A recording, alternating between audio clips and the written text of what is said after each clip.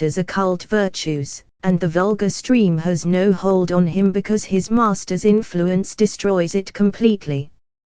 But as soon as the disciple is left to stand alone, he is subject to reactions, and two principles are at war within him, the divine occult one and the worldly one. The latter is fed by the vulgar stream, it becomes overpowering, and while the master draws back, if the disciple doesn't continue to work for his own salvation, he is submerged by the tide of vulgarity and either goes mad or kills himself. To sum up, A. The disciple can consider himself an initiate as soon as he withdraws from the common stream. B. Those who are initiates in occult sciences and practices necessarily end by clashing with the public's profane opinions. C. The disciple's supreme test is in his separation from the master, and if he doesn't possess the strength to carry out his creation independently, he falls into the common stream and is destroyed. Proposition 3. Fluidic equilibrium equates with physical equilibrium. Those who want to study magic and its practice must be sound in body and mind. On presenting himself at the threshold of the temple, the disciple must bring with him all his flourishing and balanced forces and spontaneously renounce all the illusions he has cultivated up to that time. Soundness of body is indispensable. That is why all rules of magic teach that when one is not in perfect health one doesn't work, because each practice bears the indelible stamp of the practitioner's state of equilibrium or lack of equilibrium. Now, as the deformity of the body gives rise to an almost permanent state of fluidic deviation, so temporary infirmities determine a passing stage of lack of equilibrium in the practitioner. It is not only physical defects that impede the study and magical practices but also the state of incontinence, both in men and in women. Hermetic Science of Transformation. In 69, the 7th of September, 2019, 9:40 a.m. 70 Elements of Natural and Divine Magic. In apparent and natural magic, absolute chastity is not necessary, provided the disciple can be continent during the periods of his working. In divine magic, chastity is a necessary condition without which all high intelligences fly away. That is why marriage between an initiate and an ordinary woman impedes the development of divine magic. Proposition 4. Lifestyle has a capital influence on the nutrition and development of the fluidic being. Along with the sexual act, all other outward acts, in common with other animals, have a great influence on the disposition, growth, and power of the disciple's fluidic body. It is absolutely not necessary to delude yourself about the omnipotence of the value of the soul, if the soul, intelligence and conscience, is not really trained to dominate the physical body, which it can modify as much as the character.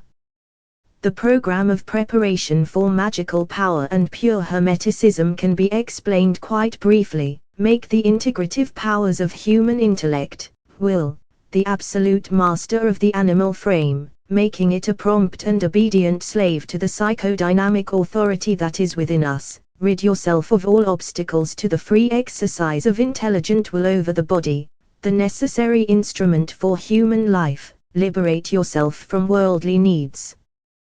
The choice of food must be scientifically made by the master according to the disciple's animal economy, after a careful study of all his tendencies and the well-defined characteristics of his fluidic inclinations. I must warn you once and for all that I am publishing the absolute principles of this unknown science, and that a full application of all its precepts is only for those who have got well ahead in natural and divine magic and who do not suffer at all in doing all these things, indeed would suffer if they did the opposite. But that the disciples, on the contrary, especially the young, can start by degrees toward the realization of these precepts under the guidance of a master and by themselves, so that the abrupt transition from an ordinary lifestyle to the well-structured Hermetic Science of Transformation. In 70 the 7th of September, 2019 9:40 a.m. Elements of Natural and Divine Magic. 71 Diet does not produce changes that are temporarily painful to the animal organism. Sleep must not last very long, because the state of sleep in the human organism greatly contributes to making the animal organism heavy. It makes all the bodily components heavy, and the fluidic potential numb. To this end, I suggest a hard camp bed and a light blanket in a very spacious room, where no lamp or candle must burn while the disciple is asleep. A man who is mystically asleep must re-enter the total blackness of the astral, and while the organism recovers its strength he, that is, the intelligent man, must attempt to pass through the black zone into the white astral light. This happens instinctively in those whose psychic development is advanced, even if they belong to the mob, so much so that prophetic dreams or dreams of white light are just successful attempts by the sleeper's psyche to enter the world of astral light, uncontaminated by earthly pollution. The animal strength of sleep must be recovered properly, because man's fluidic organism, which takes vitality from his physical envelope, must not find it tired or overfed or numb. If you examine the rules of all the monastic religious orders, whose founders were recognized revealers of old forms of magic or wisdom, you will realize that the logical, exclusively scientific rules of magical practice not only coincide with the monastic ones but also with the precept of strict hygiene, to which that currently taught in European schools approximates as it improves.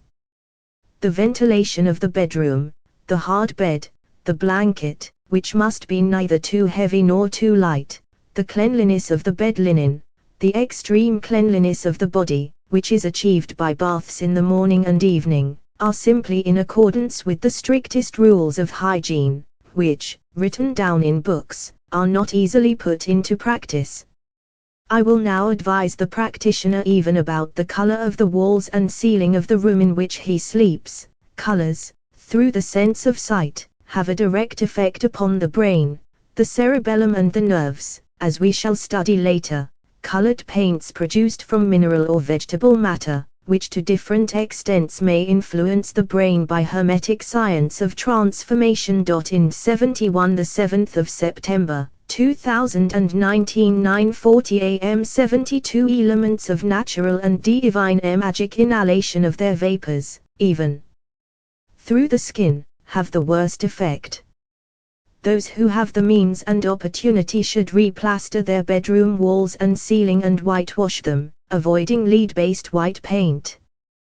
The color white is the best suited to psychic sensations of visual origin, and mystically it is projected as the image of purity. Indeed, it is to be noted that, if the color white in magical and religious symbolism is related to purity and virginity, this is due to the development of the magical truth that color confers its virtue according to the idea and quality attributed to it. Furniture, garments even when washed, cloth, blankets, chairs, keep the mark or, better, the smell of he who used them, and are generators of fluidic contagion under the same general law that experimenters have attributed to contagion by microorganisms. He who can, therefore, prepares a room for himself, exclusively for his own fluidic life, for the practice of magic, should replace everything, from the largest to the most insignificant item of human life, and should refuse as impure any intrusion of another person's fluid, except for masters much advanced in the art when they don't operate in an impure way, since, if people better than you come to your place, you have much to gain and nothing to lose. In this context, I must hint at the substances used to purify places in old books of instructions, now superseded, such as incense, aloe, sulfur, benzoin, pitch, sandalwood, fragrant herbs, flowers, which present experimental science wants to replace scientifically with carbolic acid and other similar disinfectants. The substances, which have been used since ancient times as disinfectants, were used by priests in bygone ages. The Magi of ancient Persia, even those who traditionally knelt beside Christ's crib, used incense, myrrh, sandalwood, and precious resins, as did the magicians of the Middle Ages, and as modern practitioners do both in the East and the West. because the scientific concept from which both ancient *white is the symbol of natural purity because any color whatsoever is its contrary, and the fusion of all contraries is achieved in its absolute contrary, black.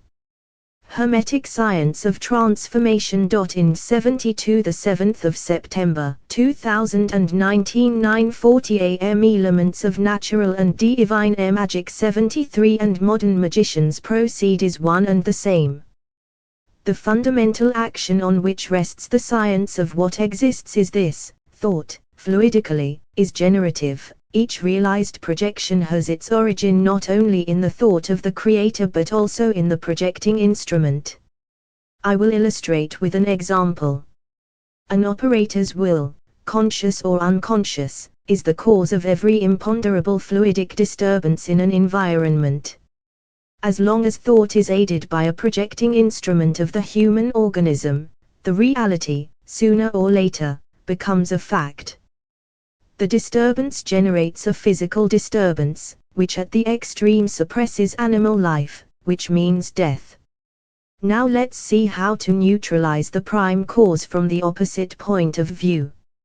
Act on the practitioner's will, either by influencing his projecting device or isolating your own fluidic radiation so that the harmful and deadly projections don't reach their target. Perfumes, from the subtlest to the strongest, through a direct action on our organism and on the organism of those who enter a specific place, are capable of developing such a preponderance of fluid in us that others' attempts at fluidic contagion are in vain. From this point of view, we mustn't make fun of the ancients who purified houses with incense, nor should we consider its use illogical in religious rites. Now going back to what I was saying about the purification of the place where the disciple must establish the source of his purity, fumigations methodically carried out are advisable. The best judge of them can only be the master or a brother who is more advanced in the study and practice of magic, since perfumes and fumigations have different effects depending on who uses them, the time when they are used, the place, and the practitioner. Clearly, it is understood if the aspiring magician wanted to practice purification in all stages of his life, he should confine himself to a monastic existence. But social life demands that man doesn't retire completely from the Hermetic Science of Transformation. In 73 the 7th of September 2019 9:40 a.m. 74 Elements of Natural and Divine Magic World for very many reasons. First of all because, as I said before, the saint has nothing to do with the magician, whereas asceticism demands and fosters solitude. Magical life cannot demand perfect, complete, and perpetual solitude, owing to the very nature of magical art and practice. The ascetic aims for individual improvement, he is passive, he doesn't look for others on whom to exercise his intellect and force. The magician, however, who is active par excellence, can neither act nor develop his force except through other men and living things. In order for you not to think that this life of isolation, which I advise must mean shutting yourself off completely from the world, I want to add more: anyone who reaches perfection has, as his mission, to use his conquest, if not for the good of nations and mankind, at least for the good of his neighbor whom he must help in all the circumstances of this concept of human solidarity is based on this sense of life. Brotherhood. Thus any aspirant to magical power who hopes to succeed in his ideal turns into a little messiah, a bringer of peace and comfort. The would-be magician, in order to live in the world of causes, must be isolated, and, in order to manifest and develop his powers, must maintain social relations. When he lives in the extra-human world, all that is matter and human fluid offends him, even the light of the sun, which greets the happy days of spring, even the kiss of a woman who loves him, but in order to use his powers he needs human society. The regimen of his human life must always represent the most complete activity. To live for the body and for the spirit is problematic, It means action in perpetual motion until the palingenesis of matter and the triumph of the spirit over all is reached, until his conscious liberation from the ties of the earth, and until he completes his evolution toward the divine central principle, which the masses call God, but which in magic is called tetragrammaton, which means a word of 4 letters because this central power has no name, and in Hebrew it is designated this way. Morning ablutions, baths, isolation at certain hours and on certain Hermetic science of transformation. In 74 the 7th of September, 2019 9:40 a.m. Elements of natural and divine air magic 75 days. Purify even the purified man who is momentarily fouled by the overpowering effluvium of human society into which he goes to exercise his power and his mission. The scents which come from the fire purify the air he breathes of any fluidic coagulation, since the vapors of the scents have in them not only the virtue of the resins, the barks, the wood, and the fragrant herbs, but they also confirm to our senses how the fire, by burning wood, resins, barks, and herbs, transmits to the dead waters of coagulated forces its purifying and renovating movement, is the origin of every change that prevents the rot of astral stasis. Proposition 5. The supply of fluid is proportional to the nutrition of the animal organism. But if sexual continence and the purification of the environment in which the aspiring magician takes refuge have a great importance in his fluidic life, and if the perpetual activity of his body and spirit prepares him for his progress in the field of uncommon and extra-human phenomena, nothing is more necessary to the development of fluidic life than ordinary nutrition. It is ordinarily believed that the human body has only one way of feeding, through the esophagus. And it is believed that the food eaten is transformed into blood and consequently into nervous or intellectual energy. This is not the complete process of nutrition of the two material bodies, physical and fluidic, that interpenetrate each other in the human organism. The nutrition that is fit for the former, is almost always to be avoided for the latter, and what we call the disease of the century, or neurasthenia, the source of myriad nervous disturbances, originates not only in the society in which we live but also, and mainly, in the wrong nutrition of our organism, to which are given or attributed artificial needs that are not naturally there. The physical nutrition of the human body depends not only on the quality and quantity of food eaten but on the vapors the body absorbs during daily life. The absorbing power is particular to the fluidic body and its vampirica, kind of nutrition, and, whereas the Hermetic science of transformation. In 75 the 7th of September, 2019 9:40 a.m. 76 elements of natural and divine air magic arterial body digests and transforms masticated food into chlE. The fluidic body takes its life from aspiration and through the nourishment of the nervous system and the soft ganglionic parts of the physical body. I have said that the body takes nourishment in several ways and that the digestive tract is not the only way of getting nutrition. I will now indicate that, more than the esophagus, stomach, or intestines, the first and most important apparatus of nourishment in the developed man is the psychic apparatus or vampiric psychic irradiation. Observe the normal animal nutrition of the range of so-called reasoning bipeds, starting from the idiot go through the whole range up to the philosopher and the ascetic, and you will find that where low animal instincts of vulpine voracity predominate, the idiot, everything that is psyche or intelligence in the advanced beast, is atrophied, or better yet, still not developed, and in the opposite case the contrary is true, that in those most highly developed and advanced, philosophers, thinkers, everything that can be related to base animality is in continual regression. Step by step, as intellectuality evolves in man, his greed for food decreases, and when the intelligent principle takes the upper hand, its bonds with the animal body are loosened and, while the latter wastes away, the former becomes stronger.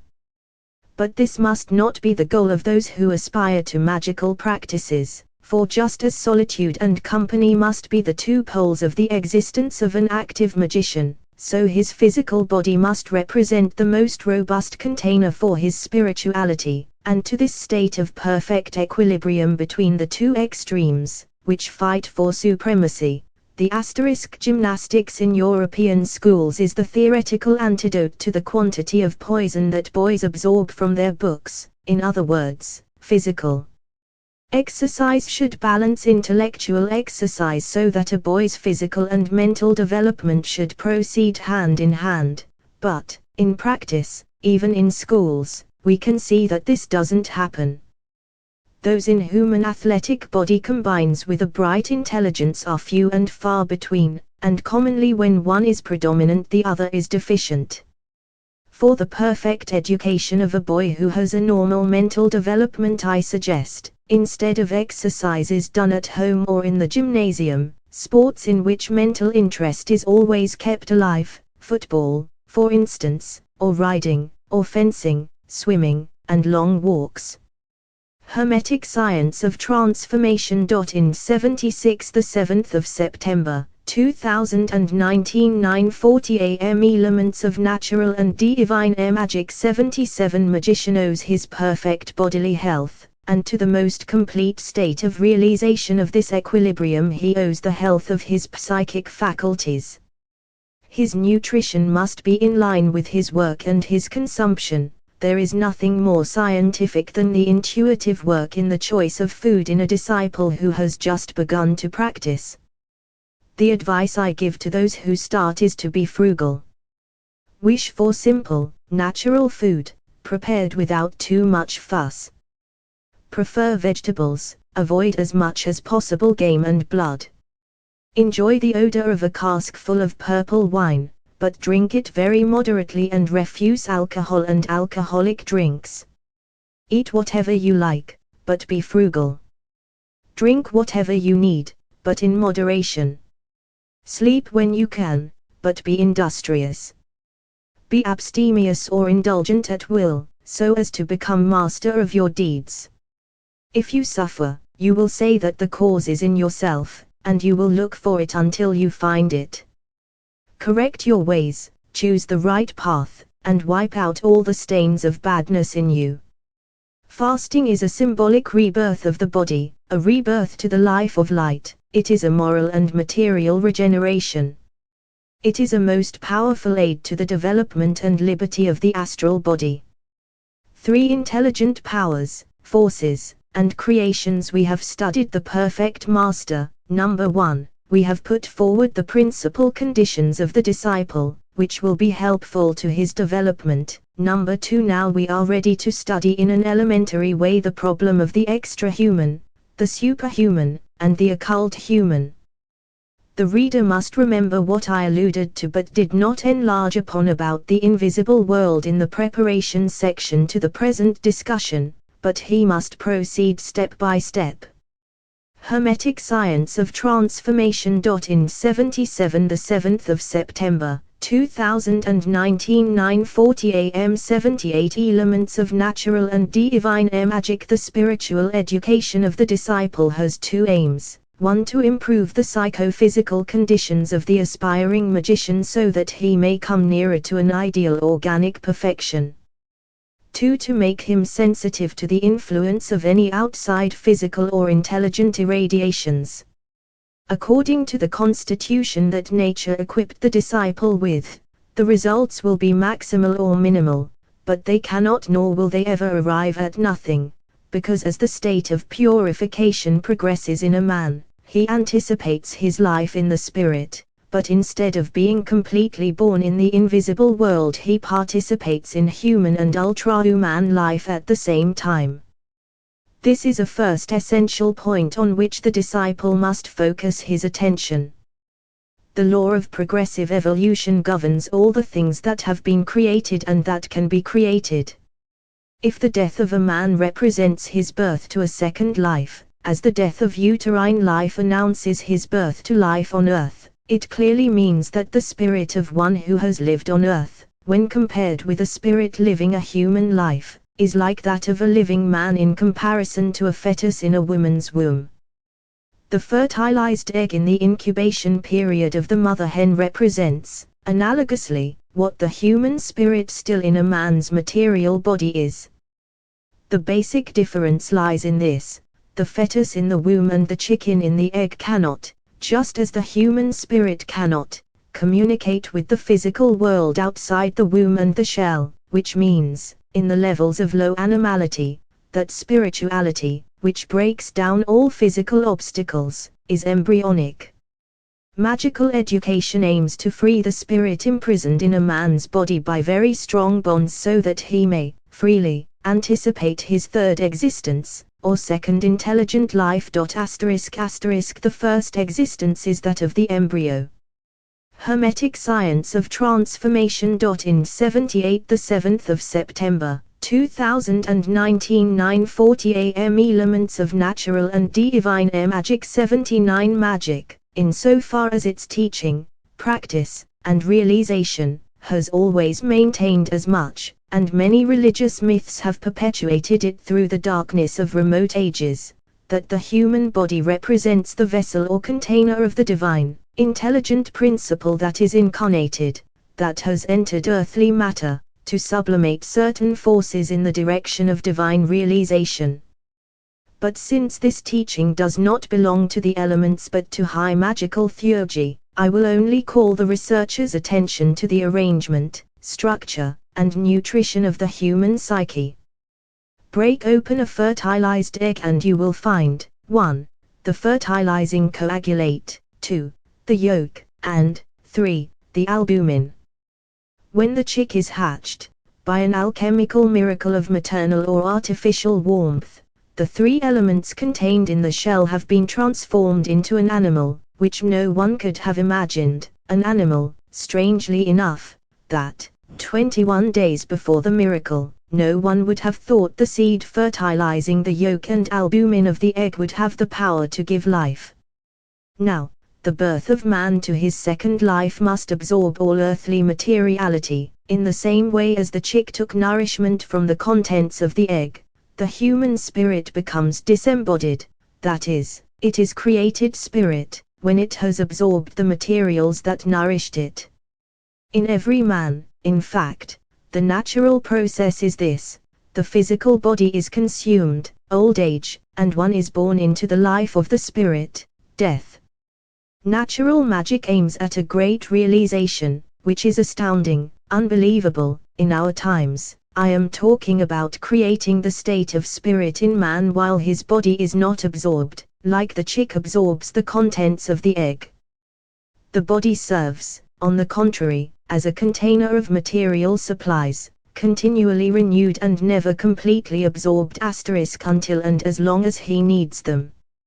How all this is done is easy to understand. Either you have contact with a man who has reached such an advanced level of development and who can communicate the same properties to you or confirm them in you, or you possess, by grace of God, the clear vision to intuit the laws. The elixir of life has this ideal foundation: constant renewal of the matter of the human body to avoid its stasis and its collapse. Hermetic Science of Transformation. In 79, the 7th of September, 2019, 9:40 a.m. 80 Elements of Natural and Divine Magic of this secret alchemy of the human spirit, or you work for many years, many long years, and then achieve it, through hard work and perseverance, when you least expect it. The last two methods are the commonest, because meeting a perfect master on your way, who actually gives you this starting point of development, indicates itself a stroke of grace, which in the human world has no correlative, because this gift cannot be paid for in this world's money. That man gives you immortality and becomes your true father in spiritual eternity. You must learn by contact and then part from him to live your own life and fully grow. As a matter of fact, we sometimes meet creatures, male or female, who are exceptional in the development of their spiritual state. In this way the states of natural mediumship appear, and the visible evidence of this in certain beings is their natural inclination toward religious or amorous asceticism, where the development of the psychofluidic organism does not develop in harmony with the physical body, the animal life of the individual is very abnormal, and the nervous disorders and the many pathological phenomena show to the world of the ignorant that one is dealing with a crackpot. That is why certain cases of madness were sacred in ancient religions. That is why the enlightened religions prescribed that those who had a tendency toward sacred matters should be immediately admitted to the priestly order, so that the premature development of their fluidic self would not have to struggle against a profane life. That is why many men who have applied themselves body and soul to flush out the devil, without rules or a guide or an extra-human divine intellectual aid, have been struck by physical accidents or diseases that have made them into subjects for observation in the anatomy room.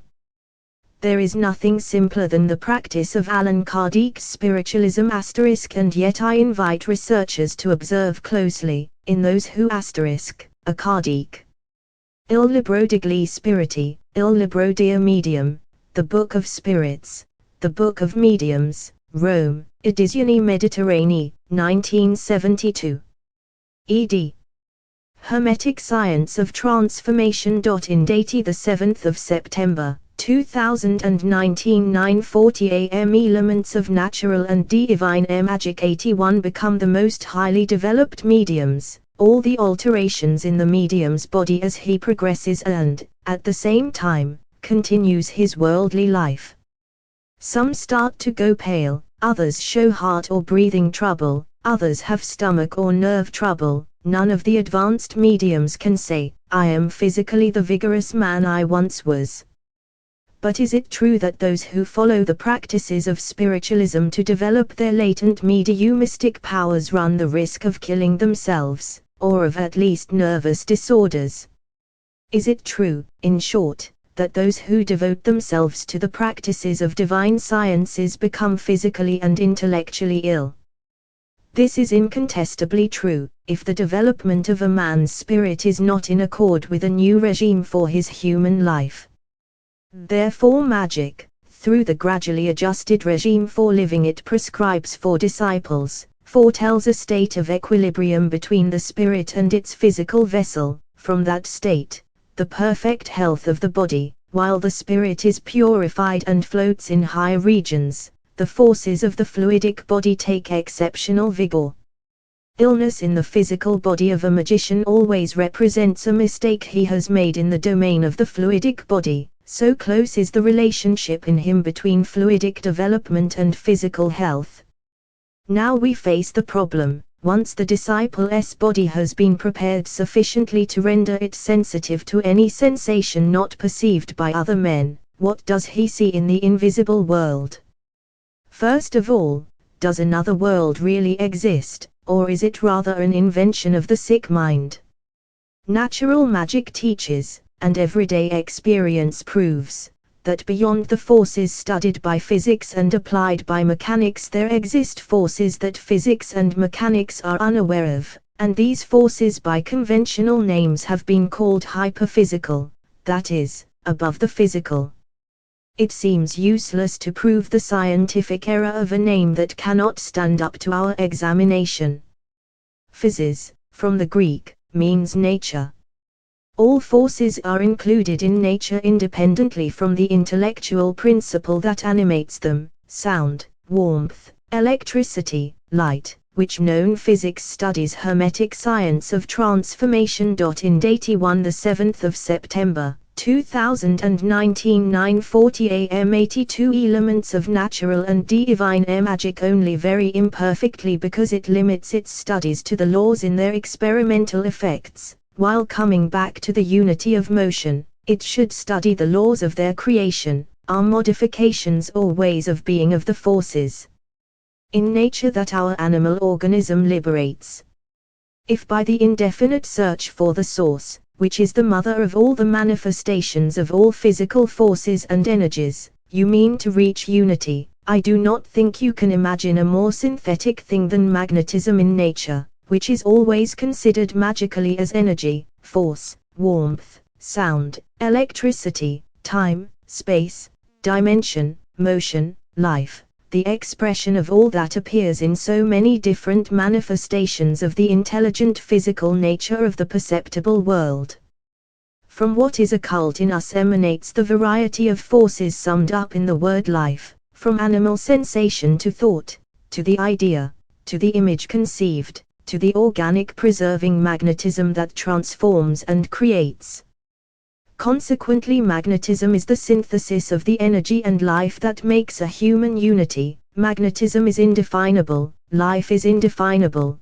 The former, coming from a universal source, is the father and supreme center of all forces in perceptible nature.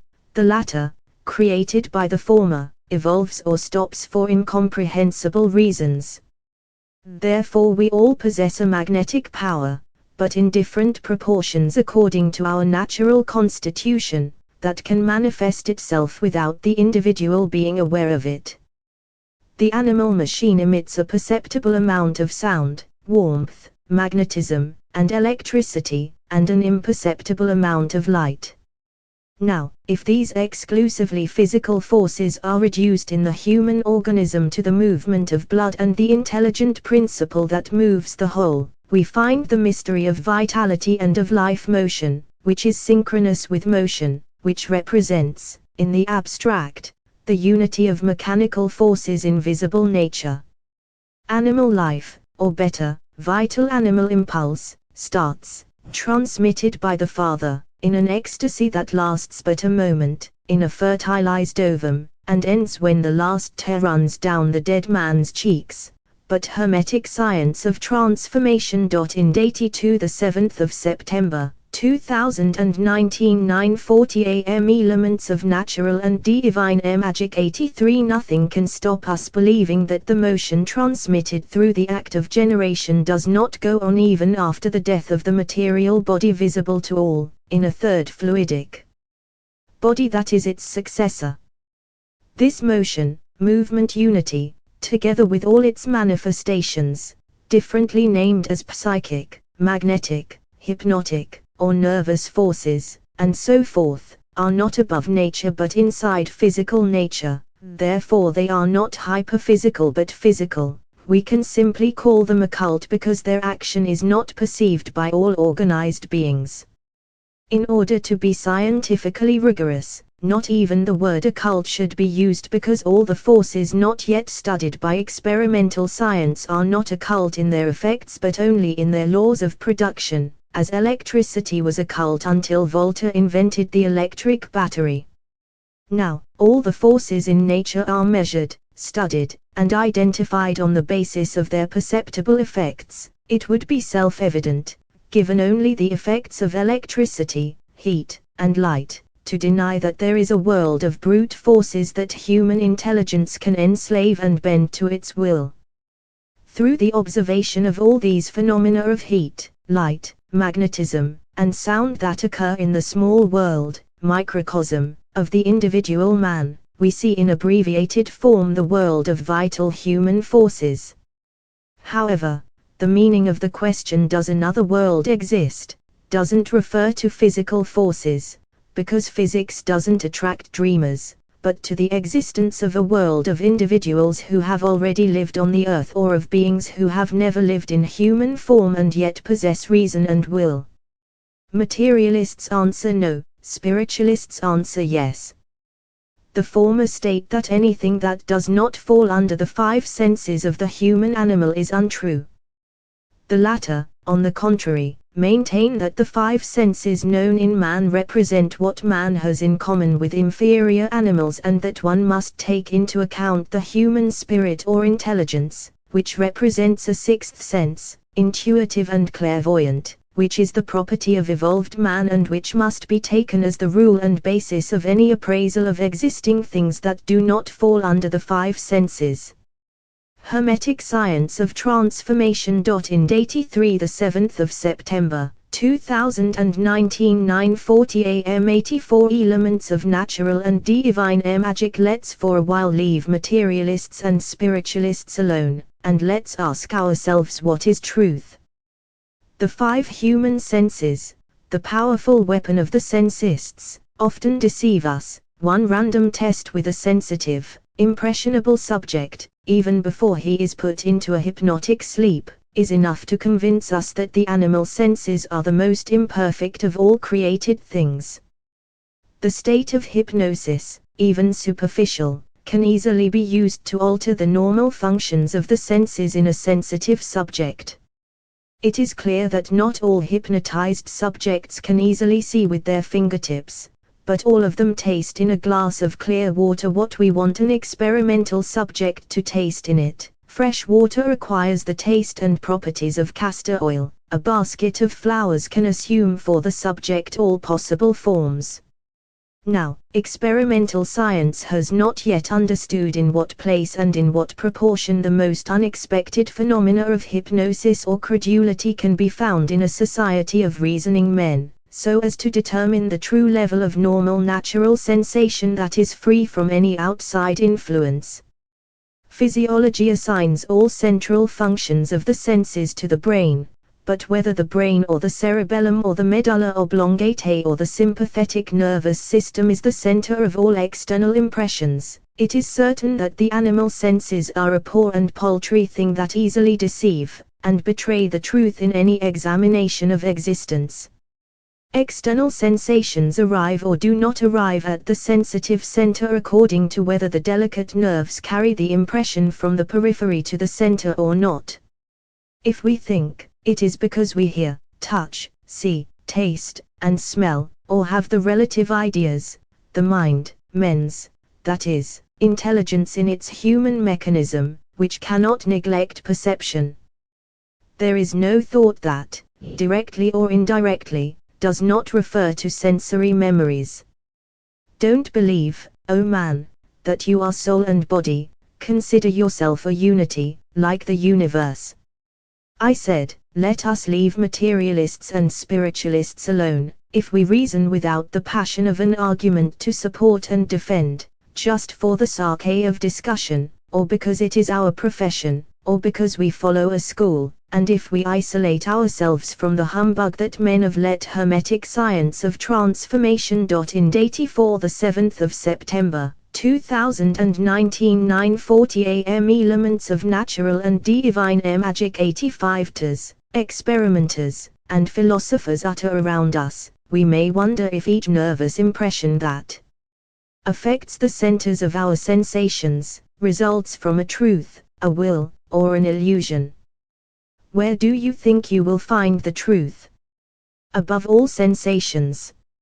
In this case the physical senses are not a reference point for the impression of that which seems to be in the exclusive domain of the senses free from any outside influences. In this case it is the mind, the reason, the spirit that speaks. Below all physical impressions.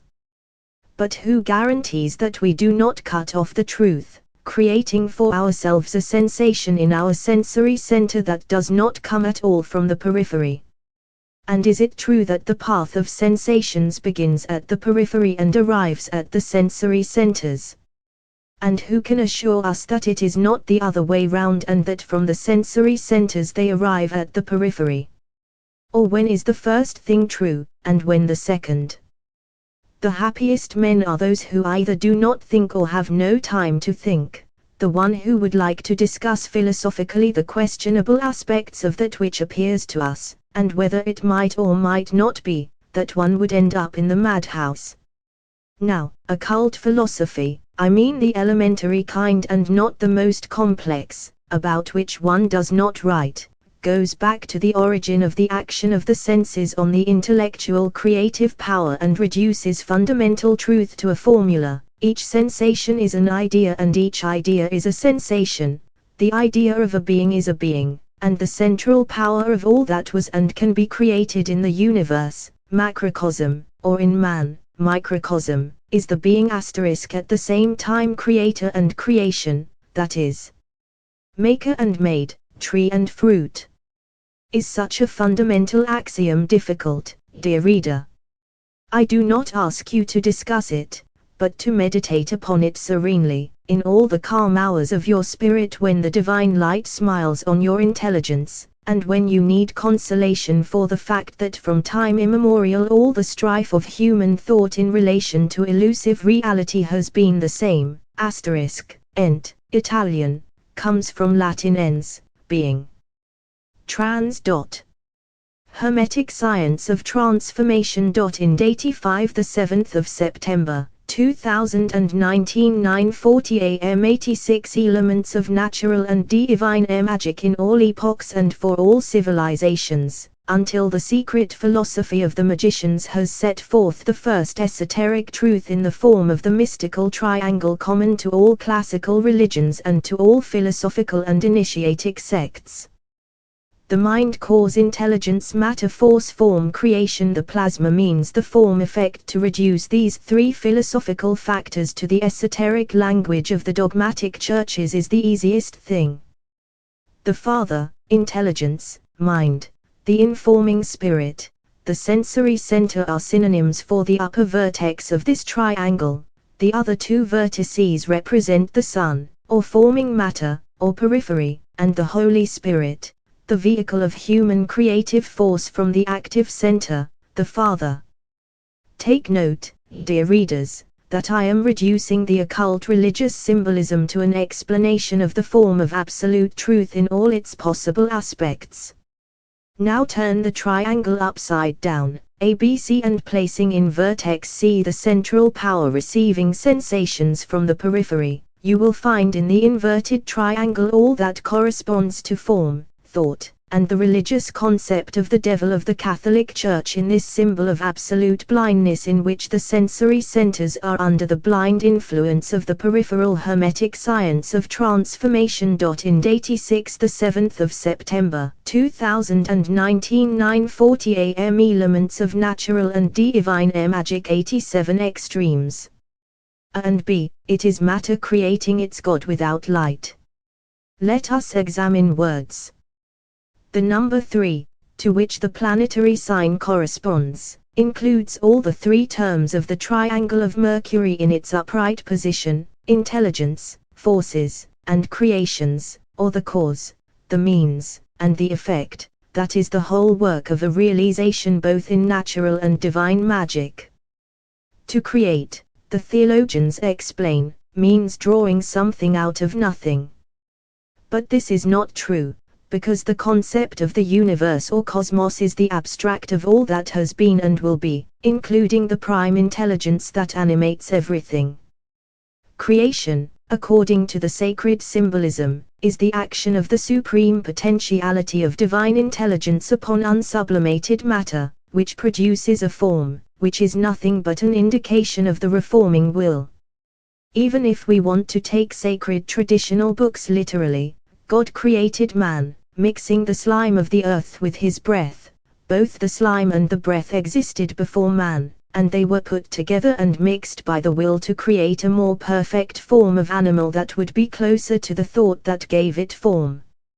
And this man created by a supreme will has passed down to us the impulse of the divine will that created him, and we were created by our fathers exactly in the same way as the first and oldest of our ancestors was created by God's will, exactly in the same way as we create a child by mixing the slime of the earth, the act of animal copulation, with a certain spirit of life, which the sensists will never catch, because this spirit of life is liberated in that physiological moment in which materialist philosophy is absorbed by the senses, in the spasm of love and of the libido, and spiritualist doctrine is kidnapped in the spiritual ecstasy, which produces quite material effects after 9 months, if not before.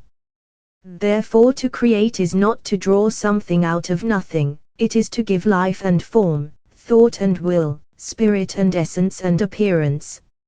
If mankind did not think only of getting rich and of the refined enjoyment of the most delicate and highly developed sensations, it would not be going far from the source of absolute truth, because occult Hermetic Science of Transformation. In 87 7th of September, 2019 9:40 a.m. 88 Elements of Natural and Divine Magic Philosophy, which is the true, the only, the immutable reason behind all things, determines the two currents thus: in common terms, A. The pleasure in the life of the senses is the result of all the actions of the outside world on the inert intellectual center. B. The creative act, the true imitation of God, the prime intelligence, is, contrary to any profane pleasure, the preponderance of the intellectual center, intelligent will, over the extremes at the periphery in contact with the outside world. Hence the difference between the initiate into natural magic and the ordinary man.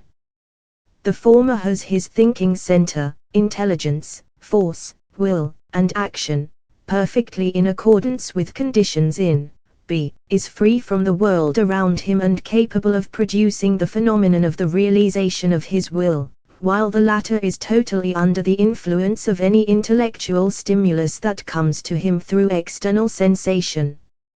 I recommend the reader who really wishes to progress to study closely this fundamental part of the mechanics of impressions and will whose philosophical foundation I have explained in the same way as is taught in the Kabbalah * the book of the philosophy of the absolute and the relative. But I leave the way open for those who wish to study the Kabbalah in its parts, and I draw out and spread its precepts in this survey of the elements of the secret science of the magicians so that the application of the precepts will be clear, and so that I will not continually hear people say that the occult sciences are a veritable fraud done by those people who profit from the credulity of others. Better, I intend to throw in the furrow of studious people, prepared by the skepticism of our schools not to believe, the prolific seed of an integral or scientific theocracy that will create, for the peoples of the future, a state of merciful well-being throughout its civil organization. Geshom.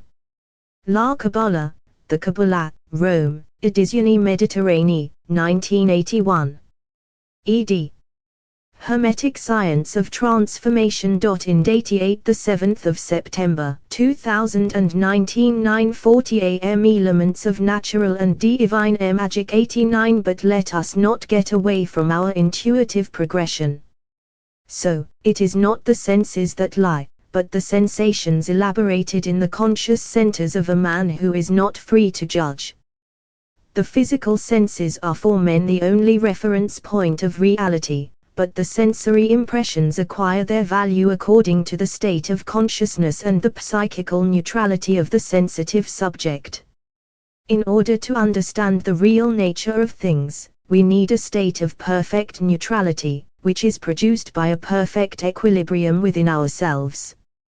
Once we have established the principle that human senses deceive the passive sensory centers, the problem does another world of reasoning, invisible, and willing creatures exist, cannot be demonstrated or appreciated and discussed using animal senses, and we have to go against the current of low sensations indirectly from the center to the periphery in order to be conscious of sensations that are different from the ordinary. Periphery center, intelligence center, periphery matter, sensation, intoxication, magnetize a sensitive subject. Charging him with your fluid, or hypnotizing him by mechanical means, you will isolate him from outside sensations. This means that you will produce the temporary phenomenon of freeing his intelligent sensory center from outside influences. Free from outside sensations, the psychical center of the subject is to Hermetic Science of Transformation. In dating 7 September 2019 9:40 am. 90 Elements of Natural and Divine Magic. The psychical center of an ordinary man as the mind of the man with an empty stomach is to the mind of the same man who has copiously abused intoxicating drinks. The phenomenon of lucidity, of clairvoyance, is obtained, that is, the impression of a fluidic thought or the evoked image of an existing thing immediately reflects on the intelligent sensory center of the subject, who communicates, not with the senses of his physical body but with the mind, thought force, of the one who magnetized him, reflecting the sensations or images provided to him. Every conscious or unconscious isolation of the central sensory power opens the way to the manifestation of the potentiality of reflection of the images that surround you and come from other people or things. The psychical power of a subject increases if exercised, just as exercise works to develop muscles. Occult science, which has been transformed into the religious esotericism of Christianity, gives you a simple method. It says to the faithful, meditate, and you will hear Christ speak. Scientists laugh when they hear of the practices of Christianity, and what is unfortunately true is that many priests do not believe in or understand what they do. But when the priest at the altar says verbum caro factum est *, he does not know or understand that it is a work of accomplished magic. The word has become action and deed through the manifestation of Christ. Pray, isolate yourselves, meditate, says the Christian, and the Holy Spirit of God will descend upon you. This Holy Spirit of the Christians is the old telema, the link between the invisible and the perceptible. But if the spiritualist sits at a table with a sheet of paper in front of him and a pen in his hand and prays, according to Allan Kardec's formula, Almighty God, let my guardian angel answer me, or let the spirit of, whoever it may be, speak to me, the process is the same. The freedom of the central intellective power is achieved by relaxing the physical sensibility in man. The Word became flesh. Trans. Hermetic Science of Transformation. In 97 September 2019 9:40 am Elements of Natural and Divine Magic 91. The explanation is the same for all other methods used in divination of all kinds. The vision in the water, recently called Cagliostro's mirror, or the vision in concave mirrors or on polished surfaces, only makes use of the irradiation of light rays reflected by the surface, shining for the physical eye of pupilla * to determine the movement or action of the secret visual equipment in the human organism. Music, harmonic or melodic, has the power to act by reflection on the hearer's psyche. In fact, the ordinary auditory apparatus, seized by the vortex of the progression of the notes, or stunned by the vibrations of the metallic instruments, can even produce a state of cataleptic hypnosis in some sensitive subjects. To recap, in order to go beyond the practical means of obtaining the intuition of ultra-human truth comes down to 1. To make animal senses dormant in order to give complete freedom to the other, the sense which is the conductive medium between the ultra-human and the human. The separating, separando, is the enigma of the great magician's magic and is the only absolute aim. It is impossible to perceive the intellectual phenomenon without achieving the detachment, the separation. See how poor our language is. I am using two words which by themselves are improper and have no meaning, because they are taken from the world of things, and in unitary, occult philosophy there can be, strictly speaking, neither detachment nor separation. However, both in matter and spirit, eternally mingled in an astonishing embrace, there are two polarities, and consequently two sensibilities, the finer of which derives from the negation of the coarser, and vice versa. In this conflict, the equilibrium of the mean term is determined * Cagliostro called pupilla the maid who looked into the bottle of water. By separando, the Italian Hermeticists mean the separation of the lunar body, including the mercurial and solar bodies, called separando lunaria, from the physical body through alchemical procedures. There can also be a separando mercuriale, which represents the separation of the mercurial and solar bodies from the lunar and physical. Trans. Hermetic Science of Transformation. In 91 7 September 2019 9:40 am 92 Elements of Natural and Divine Magic within the Relativity of Life. The Hermetic or integral magnetism that is the magical instrument par excellence, because it makes possible understanding of the sensory forces, in their entirety or separately, in the two extremes, a phenomenon that is not possible for the sensists of base matter, nor for the spiritualists who concentrate all higher intellectual psychodynamics toward the extreme pole of the most subtle sensibility.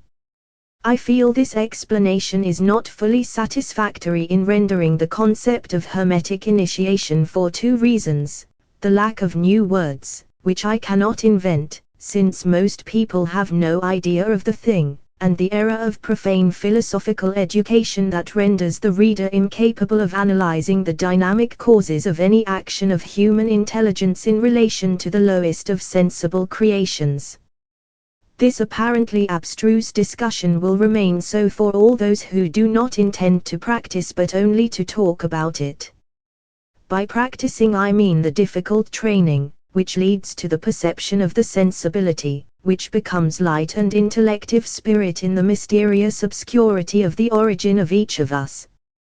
To write and speak of magic does not mean to be a magician. A magician is created through a continual process of self-creation. First through the determination of the closest analysis of sensuality and feeling without the preconceptions of asceticism and mechanical materialism, and then through the initiation to the arcanum. All men and women, as soon as they begin the development of their inner sense or subtle perception, whatever means they use, are only turning back all that is external inertia for the benefit of their psychical development. This world beyond, this world of beings who have already lived or who have not lived an earthly life, cannot be apprehended or judged by the ordinary methods for control of animal senses, and it is useless to try to make believers in this world of those who have not developed the special property that is the eye of the soul, which we have called the sixth sense or subtle perception or telema or intellectual mercury.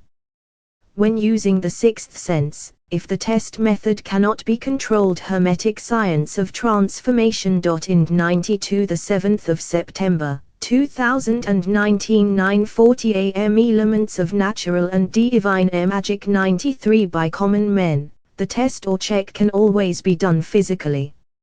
A gentleman welcomes you with nice words and manners, and you intuit, you feel through the acute perception of your soul, that he is not sincere. Your perception, the feeling you read deep in his soul, cannot be tested in itself. The trial method is a certainty for you, but for the others is of dubious worth. But you ask for a test after which nobody can deny the intuition you felt yesterday. You wait a few days. On the first occasion when that man might have been well disposed toward you, he shows himself for what he is. Your previous intuition has been proved by a physical test. The same happens in experimental matters of magical occultism. Faith is blind. I believe because I am not able to judge. The ignorant man at the doctor's must have faith in the doctor. I believe, O physician, in your human knowledge. The intelligent man who cannot measure and embrace the central unity, creator and motion and life, which is the great all, must have faith in God. But when we talk of true science, what most people call faith is only the intuition of a truth through the sixth sense that is waiting to be openly tested in a physical way. Without this perception, which is erroneously taken for faith by the vulgar masses, Archimedes would not have discovered the laws of the displacement of water, nor would Galileo have discovered the law of the pendulum, nor would Columbus have discovered America, nor would Darwin have written on the origin of species. Read the history of the great alchemists. They spent 50, 60, and even more years blowing on their fires to liquefy metals. Chemical combinations came one after the other, but metals were not vivified nor were they changed into gold. Those who came to possess the law of transformation into the proto-generating unity could not say, I had faith and succeeded, but rather, the intuition, the perception that I would get there made me keep on in spite of the mocking laughter of the others, and I succeeded.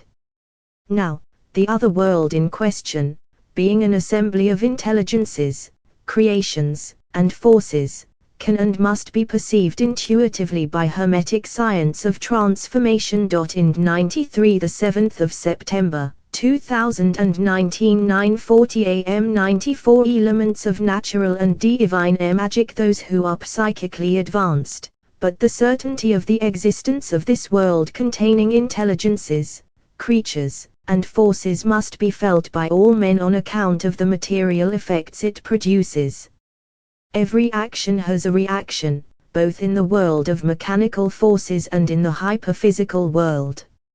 Now, in the forces, creatures, and intelligences that populate the invisible world, the action is the work of the one who has an intuition, or better, by the one who has developed the sixth sense, feeling the presence and the action of hyperphysical forces and intelligences, whose reaction has a strong impact on the physical world. ASRE4 is the action of extra-human forces and intelligences, which a sensitive person perceives. The reaction R is in the realm of the physical. Astronomically it is like this, therefore in order to avoid any misunderstanding, I mean that if the perception of the action of the other world on the sensible world is exclusively for the one who can subtly perceive the movement of these forces and intelligences, all those who do not rise above mediocrity have the right to have physical proof of these intuitions of the other world from their sensory reactions.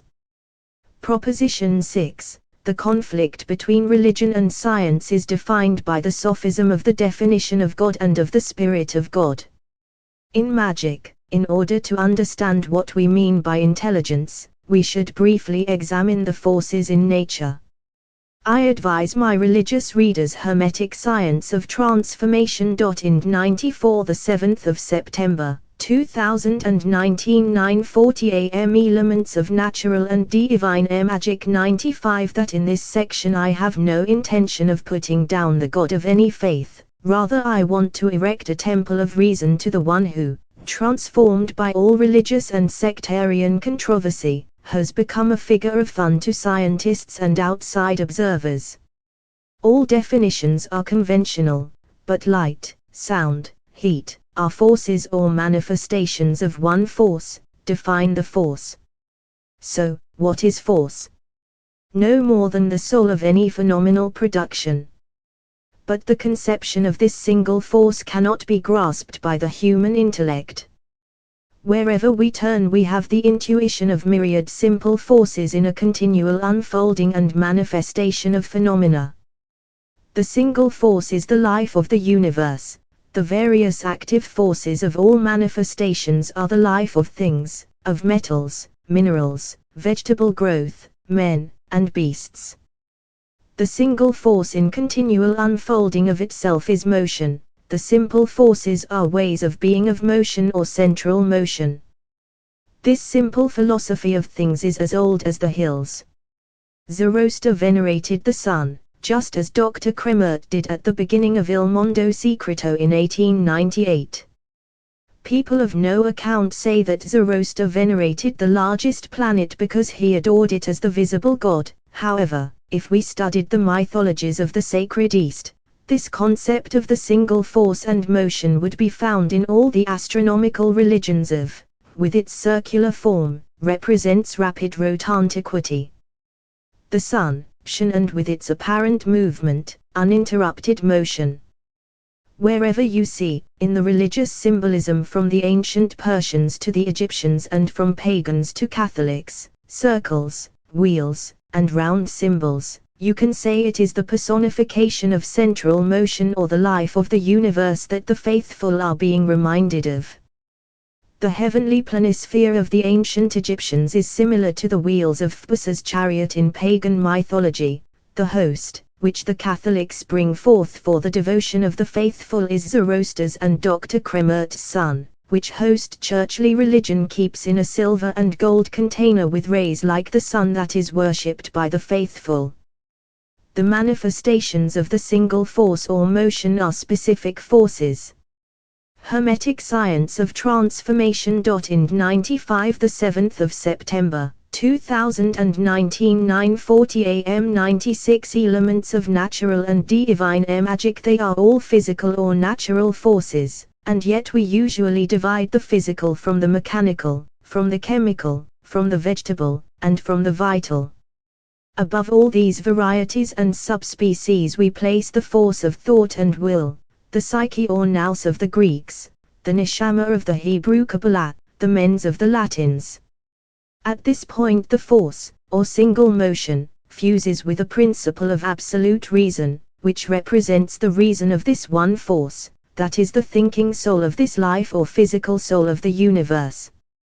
In other words, if F represents the single central force, and F1, F2, F3, F4, and so on the specific forces of different manifestations, the rough mechanism of these evolutions and manifestations of F remains rough hypothetically, because when you ascend from the life of minerals to the life of beings of a superior order, you notice that each phenomenon of force and will is accompanied by another inexplicable conjunct, which in the form of reason, of free choice, of equilibrium, of idea, or of number determines its quicker or slower manifestation in one way or another.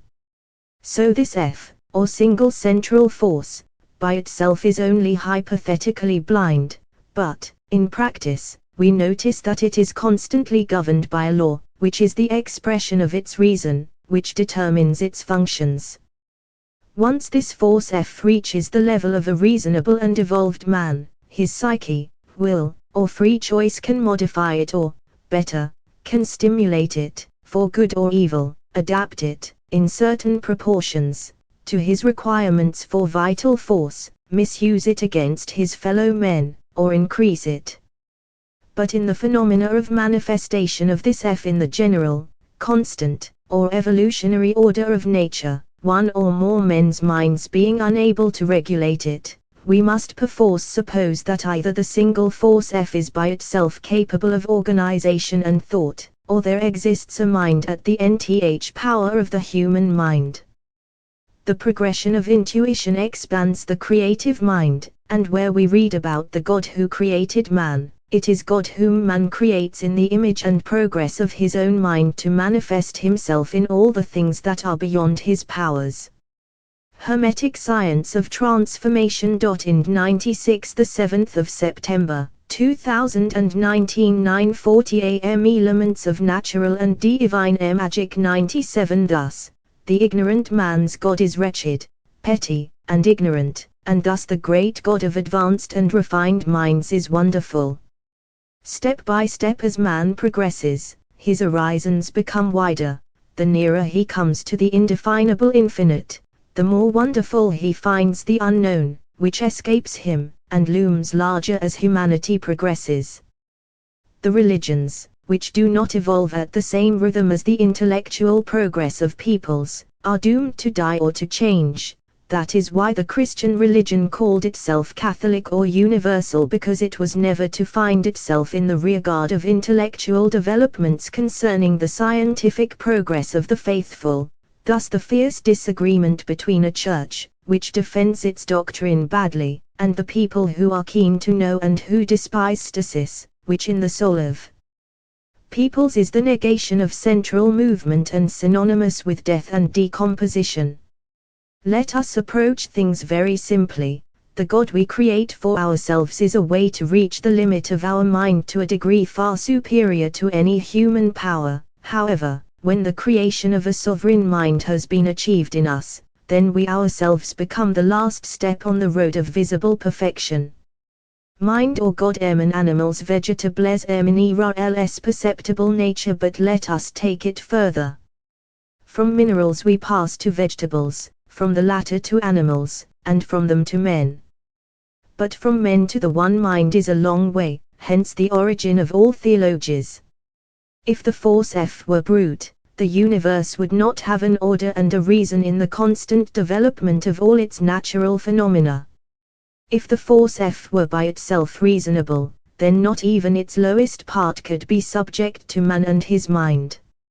Hermetic Science of Transformation. Ind 97, the 7th of September, 2019, 9:40 a.m. 98 Elements of Natural and Divine Magic. Then, separating F, single force or motion, from M, universal governing mind, the result is that D, concept of God, equals M plus F.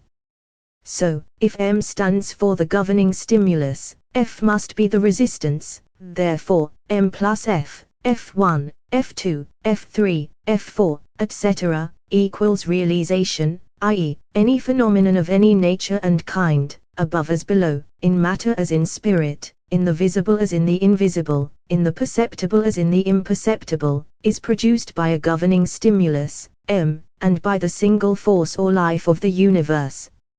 In superhuman phenomena M represents the universal mind, in human-produced phenomena M represents the mind of man. Let us now come to the conflict between religion and science. Religious doctrine has pretensions toward defining God, or rather toward defining the indefinable, that is, to make concrete what by its nature cannot be made concrete, the life of the universe or force and the mind, which governs its functions, and against this science and the reason of the reasonable animal rebel. The Kabbalists, those who can read the hidden and arcane meaning in the Kabbalah, make no pretensions even toward conceiving the idea of God. They understand it as the unknown, inconceivable maker of all phenomena. The manifestation of the mind and force lies in the production of the phenomena. That is why fire magicians from Isaac to Abraham lit a pile of wood, and while the tongues of flame reached toward heaven and the wood crackled, they worshipped the one who in the consuming flames manifests his power. That is why an obstetrician, when he hears the first cry of a newborn babe, can venerate the force and mind that perpetuate the animal and human life of a being made in our own image. That is why, when a dying man breathes his last, the most skeptical experimentalist must doff his hat and acknowledge Hermetic science of transformation. In 98, the 7th of September, 2019, 9:40 a.m. Elements of natural and divine magic. 99 The life of the universe and the mind, both of which leave the human carcass to the worms. For the same reason we must bow down to the physical beauty of women, which is the testament of the eternal harmony of nature. Proposition 7. Intelligence is the most precise expression of the intuition of the being, ent. What I am going to write now is the Gordian knot of the conception of the one God in magic. That is why I recommend the researcher in occult philosophy not to go any further if he has not yet understood the process of investigation of the human mind into the knowledge of the cause of all causes. Force is intuitive, motion is indefinable, and human language also fails to give a precise definition of something, which all men feel in themselves, and which we, in the Latin style, have called mind, Italian, ment. In everyday grammar, the remnant of an ideal grammar *, the verb or word par excellence is the noun essere, being. The Latin ens is the being, elent, and the Latin mens is a composite of the consonant m, indicating possession, a quasi-syncope of mus, preceding the noun participle indicating ens, being, that is, being, that which exists, which is. Therefore let us investigate the hidden meaning of the words. Ent is the absolute idea of the universal spirit of God, and ment, mind, is the word for the relative idea of the universal spirit incarnate and contained in the human body. The Kabbalists express this name of God in 4 Hebrew letters, Yod Hevi Au He, which in magic and magical formulae do not form a name but correspond to the tetragrammaton, that is, a word of 4 letters that veils the name of the universal God rather than revealing it. So they also call asterisk, that is, the original grammar of absolute ideas. In Italian essere means to be, verb, and being, noun. Trans. Hermetic Science of Transformation. In 99 the 7th of September, 2019 9:40 a.m. 100 Elements of Natural and Divine Magic Hymn, the ineffable, which cannot be expressed in words. But if you want to determine the divine spirit incarnate you have to use 5 letters, or better, the magical pentagram, which is symbolized thus. The pentagram, as can be easily seen, is the image of man with arms and legs outstretched. It corresponds to the 5-pointed star, which the Magi who worshipped Christ saw shining in the heavens. This symbol represents universal equilibrium in man, thus, operating magicians consider this talismanic symbol so important, having, as it does, indisputable virtues when traced by masters with the proper rites at the most propitious time.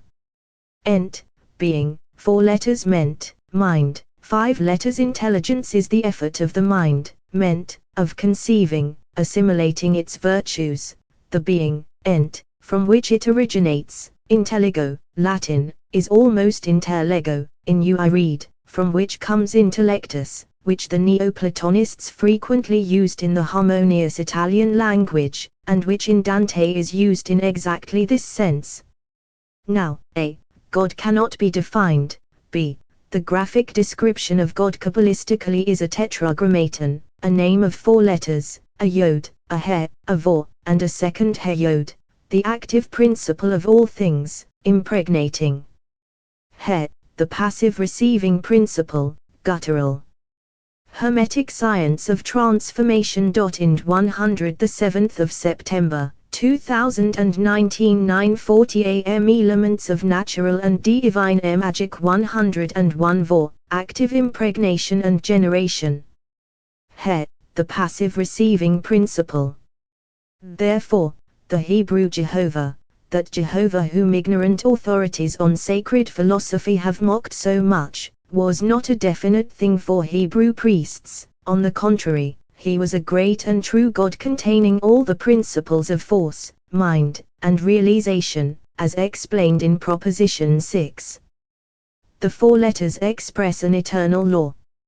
A peasant who makes a hole in the ground, plants a seed, and when a season has passed gathers the fruit, carries out all 4 operations indicated in the Hebrew tetragrammaton, yod, the active principle, the peasant digging the hole. He, the earth, or passive element in which the hole is made. Vor, the fruit-bearing seed. He, the harvest. This simple operation of the peasant is similar to the operation performed by man in reproducing himself and is similar to any operation in all the realms of nature. But this is the only plastic conception of the truth of the Hebrew tetragrammaton. If you rise to the heights of the most elevated ideal philosophy you will find the same unchangeable law. Now, this Kabbalistic sacred name, which perfectly expresses the eternal law of creation, may be differently understood according to the psychic development of those who think of this unity of mind and force. Hence came the names of the angels, where archangels or higher intelligences are no more than rays of this central power. So the Catholic religion still has the names of Michael, Raphael, and Gabriel, who are different aspects of the eternal luminous center, or better, they are elevated manifestations of the universal power of Jehovah, the great God. Write these names in Hebrew letters, and if you study the Kabbalah well you will realize that each name is a general law or divine principle. Hermetic Science of Transformation. Ind 101 the 7th of September, 2019 9:40 a.m. 102 Elements of Natural and Divine Magic. The idea of these powers and intelligences is not the same for all men, and scientists who take them for curly-headed winged little children are bound to say that the Kabbalists are impostors. Do not slander things and people you have never known. Now let us ask the question again, is there another world of intelligences, of spirits of the dead, and invisible creatures? The answer cannot be in doubt after all we have said. This world, which is dubiously hinted at, exists, 1 because a mind exists whose manifestation is the law of nature. 2 because to create means to give form, and the nothing, the negation of being, is inconceivable and non-existent. 3 because the human mind, the image of the universal mind, follows the law of all existing things in nature, frees itself of all heavy parts, and evolves seeking contact with the universal mind. It would be an exception if its unity, against all laws, fell apart and disappeared on the death of the physical body. Now, in occultism, or better, in magic, the work of the magician is twofold. First, to come, by every means possible, graphic signs, visions, hearing, intuition, into contact with the other world, and second, to move actively in it so as to obtain reactions and effects in everyday real life. All this is not done when you are sleeping, hypnotized, or magnetized. It is done in a state of extra-normal exaltation to which none of the three above-mentioned states corresponds, rather one's sensibility is highly excited. In mediumistic manifestations, the medium is passive. In magical operations, the magician is active, and each magician has his own special way of operating and exciting his sensibility, but certainly not by sleeping. It is not self-hypnosis, nor is it religious ecstasy. Modern language Hermetic Science of Transformation. Ind 102 the 7th of September 2019 9:40 am Elements of Natural and Divine Magic 103 does not have a word to express that state. The operator falls into a particular ecstasy in which he does not only undergo the manifestations but governs them, giving them force.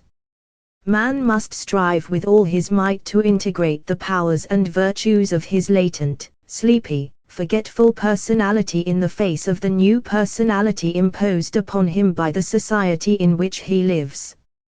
He must not be mystic through excess of spirit, or beast through the preponderance of the grosser of his parts. Thus, slowly evolving, he enters the sphere of mag, a state of being that cannot be understood by those who do not experience it.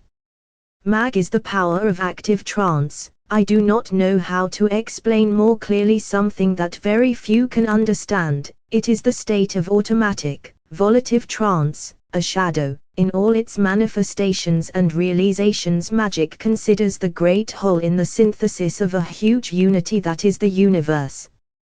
The universe, being an incommensurable unity X, is equal in functions, or rather, by analogy, to any organized unity of an inferior order, the human body, for example. The human body, considered as a synthesis, is an organic unity whose parts are the limbs, the viscera, appendages of all kinds, just as each limb, each appendage, and so on, considered as a unit, is formed of muscles, blood, cells, and so forth. Any movement of a muscle or a limb is related to the organic unity of the human body. Stand a man upright, have him raise one foot such that he is standing on the other. The whole organic unity of the body will feel the effort and the effect. The same is true for any movement or sensation. Let us consider the unity of the universe by analogy. The limbs, the viscera, the appendages of this monster, which cannot be comprehended in its synthesis, are the stars, the planets, the sun, the moon, and so forth. Any movement of one of these parts of the unity is related to all the rest, which we can see and perceive, in the same way as the human limbs are related to the unity of the physical body. No one in the world will deny that the sun, rising in the east, makes its beneficial effect felt on all the earth it illumines, that the apparent orbit of the sun marks Hermetic Science of Transformation. Ind 103 the 7th of September 2019 9:40 am 104 Elements of Natural and Divine Magic. The passing of seasons, that certain signs of the zodiac bring rain or fine weather. The objection might be made that, in the human unity, the human will is not subject to any fixed law in the direction of the movements of its parts, while the universe is subject to mathematical laws in the movement of all its planets, so much so that even the orbits of the furthest comets are established and measured by our astronomers. But this is not true. Because, in the human body, microcosm, as in the universe, macrocosm, we notice an identical analogy between the fixed laws of predetermined movements and accidental movements of any kind. For example, the fixed laws, in man, the circulation of the blood, nutrition by way of ingestion, constant renewal of organic tissues. In the universe, the movement of the planets, the rotation of our planet, the movement of the stars toward major centers, and the movement of occasional satellites. Chance movements, in man, any voluntary or involuntary movement of an organ. In the universe, thermal variations, atmospheric flux, meteors. The astronomers can try through their meteorological research to establish approximations or probabilities, but so far nobody has described or determined the constant law that governs the origins and the course of cyclones, storms, hurricanes, rises and falls in temperature, non-prevailing winds, and so forth. Now, if we relate the two unities, macrocosm and microcosm, man and the universe, it is logical, strictly scientific, although not always perceptible, that any movement in any part of creation influences the other part and modifies its conditions. We live on the Earth and need not resort to Sirius or the movement of Jupiter's satellites to feel or Hermetic science of transformation. Ind 104 the 7th of September, 2019 9:40 a.m. Elements of natural and divine magic 105 Experience the visible effects, the motions of revolution and rotation of the Earth, the solar ecliptic, the motions of the Moon, are enough to confirm the most apparent alterations that influence us. These elements are enough to establish that the planetary influence of the ancient astrologers corresponds indisputably to the beneficent or maleficent action of the planets on our earthly nature. It is all a matter of simplifying the ancient form and seeking the truth in the astrologers' simplest expression. The Sun in Capricorn has a bad influence. Only an idiot could laugh at this. The Sun in Capricorn is the sign of cold, desolating, freezing December, the Yule log surrounded by ice, the hungry wolf who comes out of his mountain lair in search of prey, and winter, enemy of the poor, comes on, in the cold, the ice, the northern gale. Then the Sun becomes a small child again on the ecliptic of the year, and for the Catholic Church on the 25th of December Child Jesus is born. Child Jesus, like the Sun, who rises up to heaven in the sign of Aries, at Easter, when the Sun reawakens spring on the earth. Now, as in these apparent cases of the passing of the seasons in the astronomic year, so the influence of the apparent motion of the Sun and the waxing and waning of the Moon have a more definite and real effect than is ordinarily believed, at times exaggerated, at others minimal, on all the three kingdoms of nature. I will certainly not remind you that the waxing and waning of the Moon have an evident influence on crabs, oysters, the impregnation of fish and mollusks, nor that, in the countryside, some phases of the Moon are considered unpropitious for pruning, nor that some fevers seem to take on the characteristics of the phases of the Moon in a single week, nor that there is a relationship, experimentally proved by Palmyrai and his collaborators, between the waxing and waning of the Moon and the eruptive phases of volcanoes. But if a genius should come and reveal to the world the laws that govern the relationship between the phases of the Moon and the nerve centers of Hermetic science of transformation. Ind 105 the 7th of September, 2019 9:40 a.m. 106 Elements of natural and divine magic the human body. There would be a great revolution in experimental science, and we would find the reason behind certain nervous epidemics, ordinarily attributed to the circumstances of the times, and the reason behind so many of the mysteries in the cure of ordinary diseases, that in one planetary period take on a benign form or a malignant tendency while they disappear in another. Having said this, for the sake of clarity, I advise beginners to choose carefully the period in which to begin their work. I advise the period of the waxing moon and, most of all, the lunations in November and December, or better yet, the two signs of Scorpio and Capricorn, so as to try the first operations under Aries, April, and the more difficult ones in Virgo * to reach balance in Libra. With a serene mind let us turn our aspirations upward. 1. Cultivate your own mind so that it can, after having risen, first perceive and then know the laws of our own physical and spiritual nature.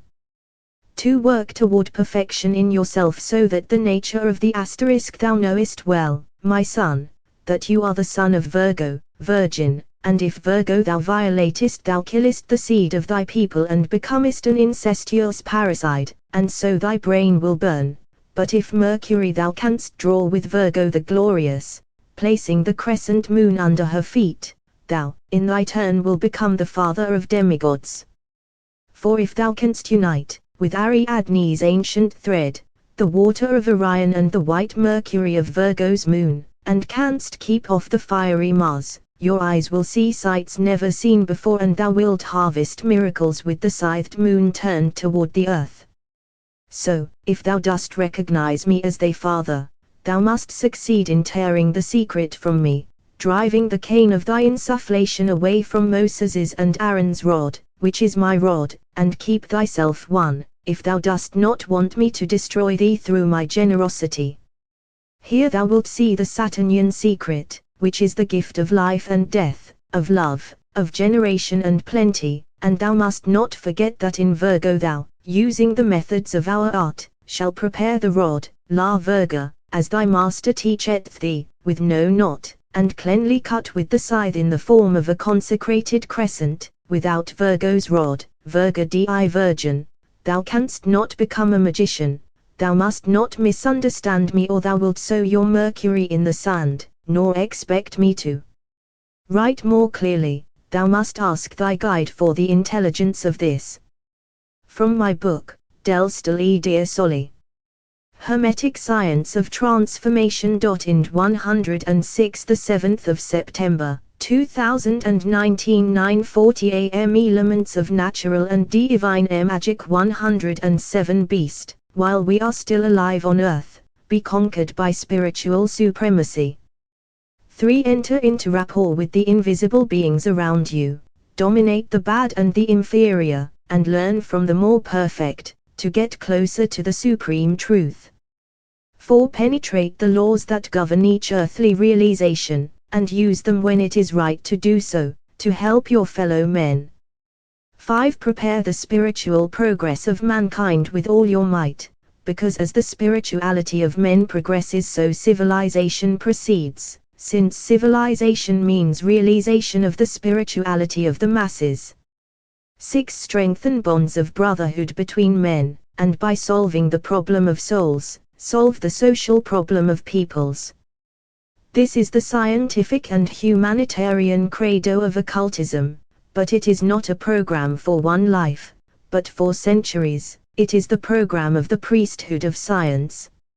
A modest man of goodwill, a small cog in the big wheel of mankind, does what little he can in all humility, and will start to realize that part of the great ideal which he feels most congenial to his self. Every fluidic organism and every spirit living in the man, made of flesh, cartilage, and bone, has limits to its development, just like any body, taken physically, has limits to its action in the perceptible world.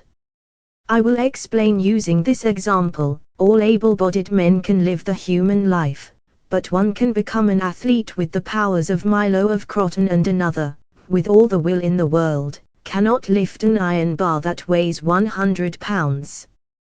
This shows that an individual, studied from the physical and intellectual point of view, comes into the physical world with qualities peculiar to his embodiment.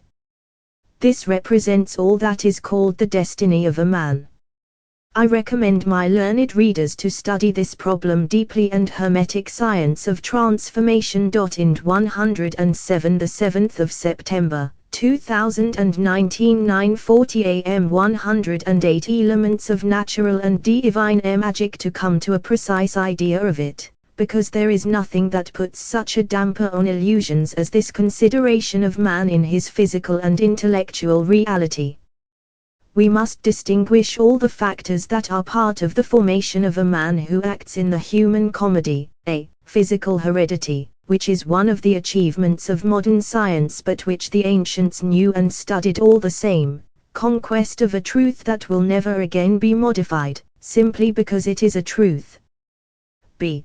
Climatic and astrological circumstances. Official science does not admit any influence of the moment of birth on the subsequent course of the physical life of the individual, but it will soon realize that it must take the influence of these moments on men into consideration, in the same way as zoological philosophy had to accept as necessary the influence of climate on races. C. Human education. Education in childhood and youth is a continual process of suggestion that begins in the tenderest years and ends when the young man, matured into life, has become an unconscious machine as a result of the upbringing he has received. Jesus of Nazareth said, "Never hit a child, because hitting, even with a flower, leaves a deep impression in the tender incarnate spirit. The child is like uncultivated land where good crops as well as weeds can be sown and bear fruit." D. Will or volitive power, which is an emanation of the individual's intellective power modified by the human environment in which the individual grows and acts. E. The resistance of the environment to the will of the individual, which always exists in society as a strong factor, which the individual overcomes through the law of adaptability. F. Perseverance of volitional activity, which is a modification of the environment under the tenacity of the individual agent's strength of will. Hermetic Science of Transformation. Ind 108, the 7th of September, 2019, 9:40 a.m. Elements of Natural and Divine Magic 109. G.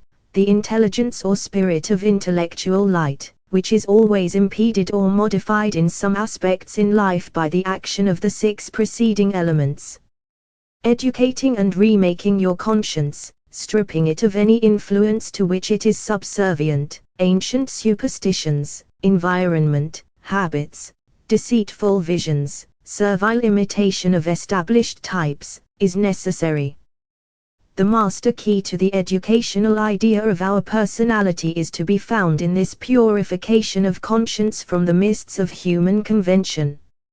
Only then does the Hermetic novitiate begin to bear his fruit, when the conscience is free to perceive a twofold current, one the sensory, or psychic, current, which comes from the periphery. 2. The instinctive current, which begins to strip away the tendencies of the ancient man in us. Know thyself is precisely the initiation to light, the purification from all that is artificial or subcreated and which human social ignorance has inflicted upon us. Man has in himself unfathomed depth where, following the reasoning materialist, all impressions, forms, and ideas that our conscience may forget are recorded from birth. In us there is an ancient part and a very modern one. This ancient part, historic man, is the marrow, the center of the outwardly visible man, reasoning, with a consciousness formed by sensations and by the adaptation of his mentality to the surroundings in which he operates. The unconscious, the subconscious, the subliminal, belong to that astral field, which is in us. Astral equals black, without light, from which spring forth, every now and then, many disorders and the most inconceivable wonders, the flash of genius and the paroxysm of madness.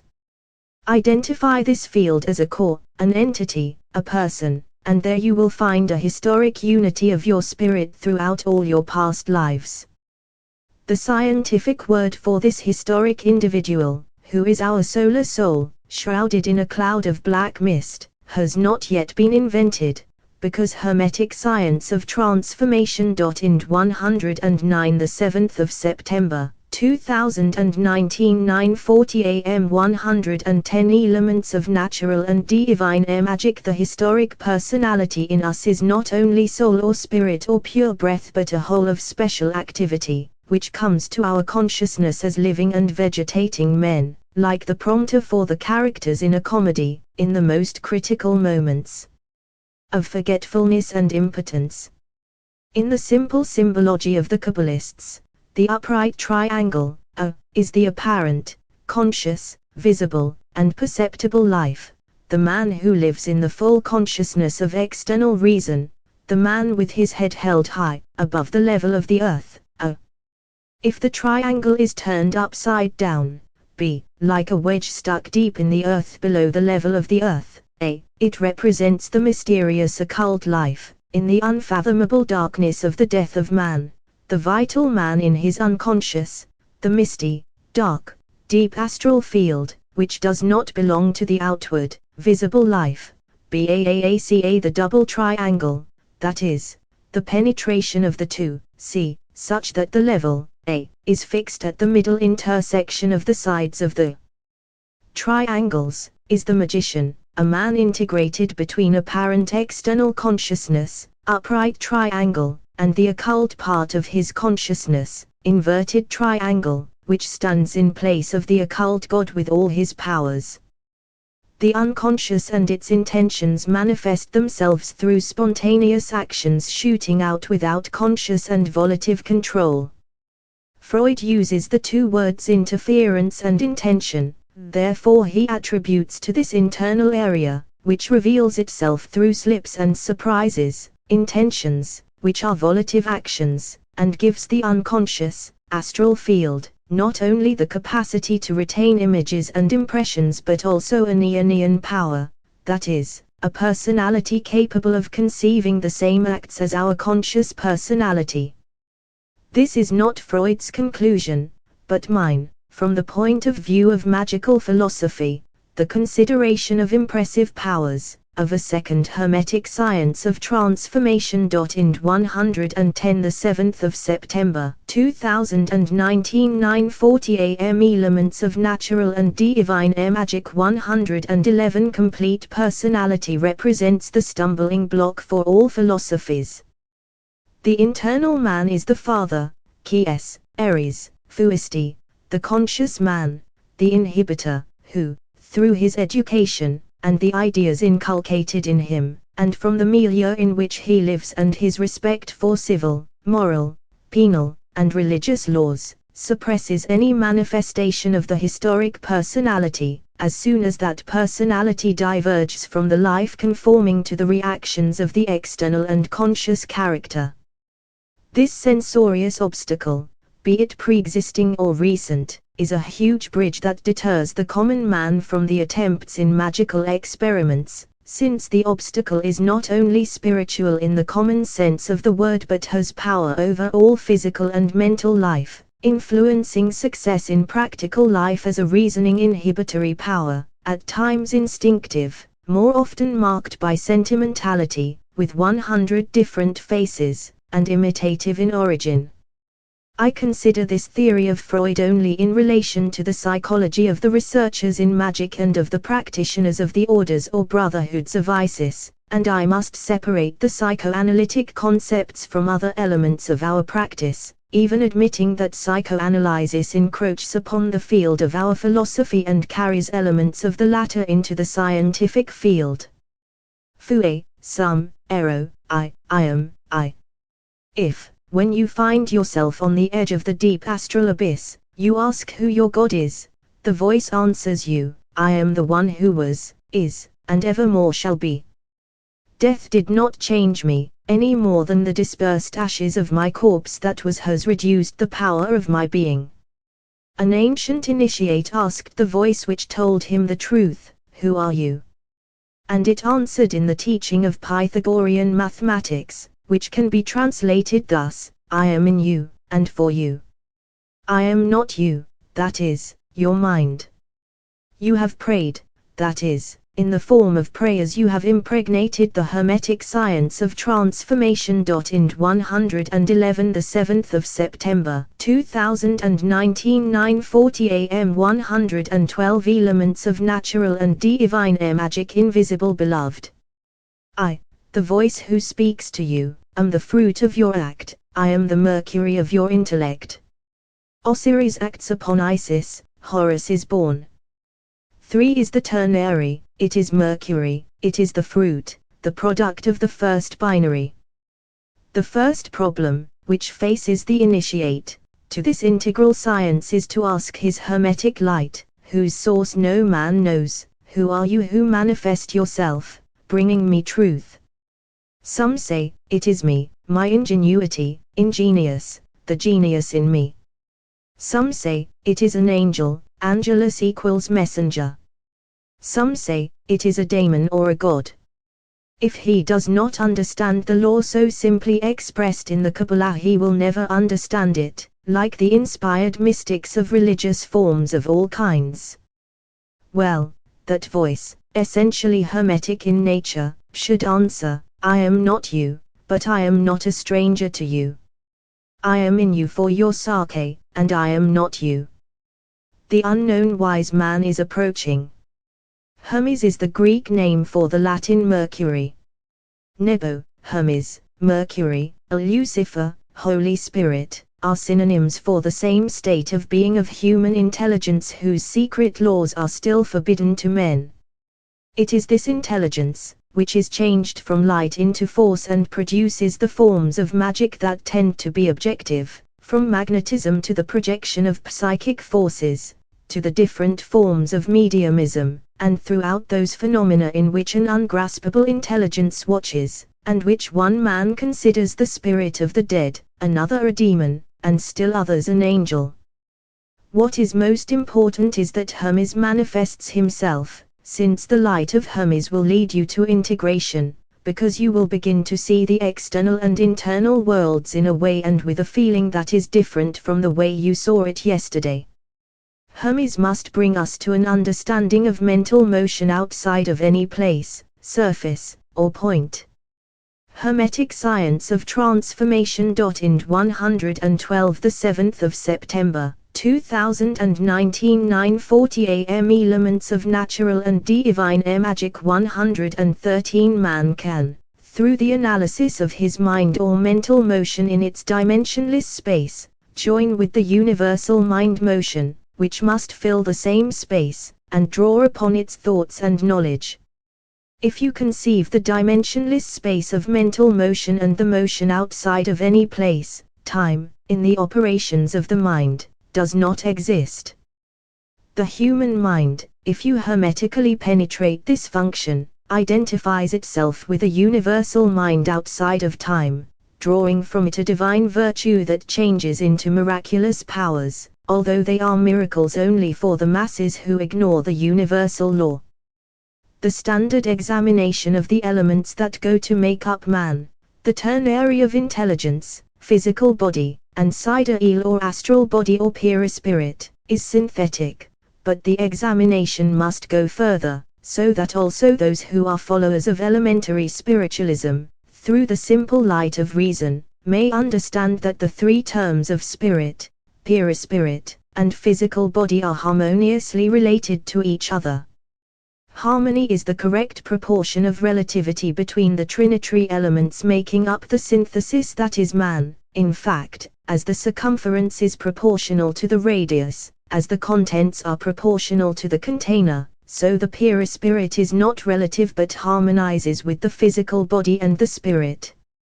Because between the physical body, the astral body, and the spirit only harmony exists, a constant and varying proportion in the reciprocity of the terms, as in music, where the harmony and sound are obtained through the various components of the overall sound, each of which is at times predominant, at times silent.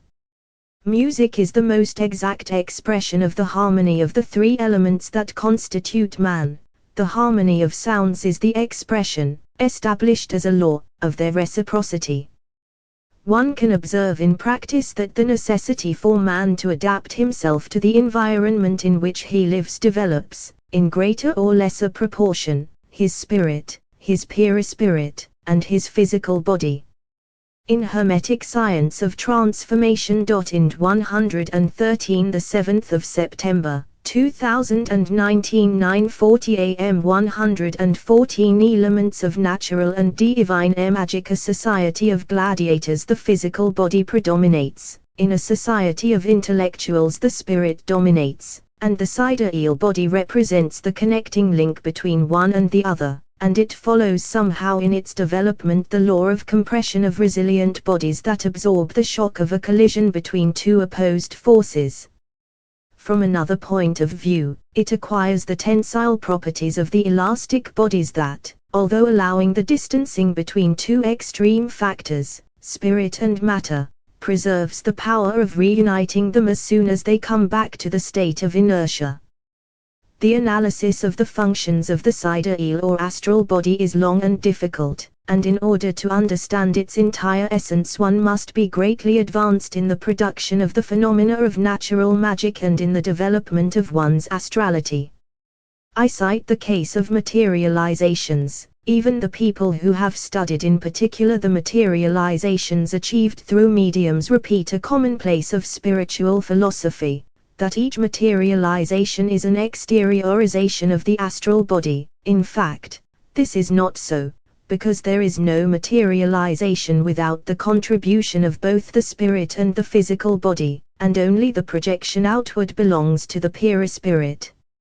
I am aware that this statement upsets all the received ideas of many spiritualists, but it is so in the practice of natural magic. If it were not so, the materialized apparitions would not remove weight and strength from the cataleptic mediums, nor would they feel tired, when they reawake, from exhaustion of the physical body, which feels the need to recover the lost strength.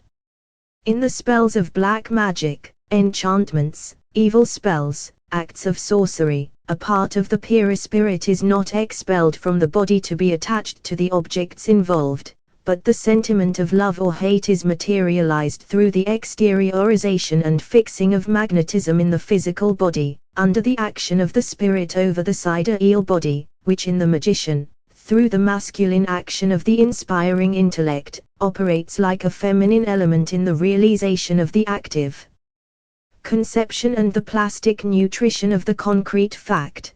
That is why the ancient schools in magic used the word androgynous to mean that in each Magi Hermetic science of transformation. In 114 the 7th of September, 2019 9:40 AM Elements of Natural and Divine Magic 115 Cal Operation. There was a real process of generative incubation, whose mechanism is perceived through practice, and which in the third part of this work we will be in a position to study deeply when we examine the doctrines known thus far on the polarity of fluidifications.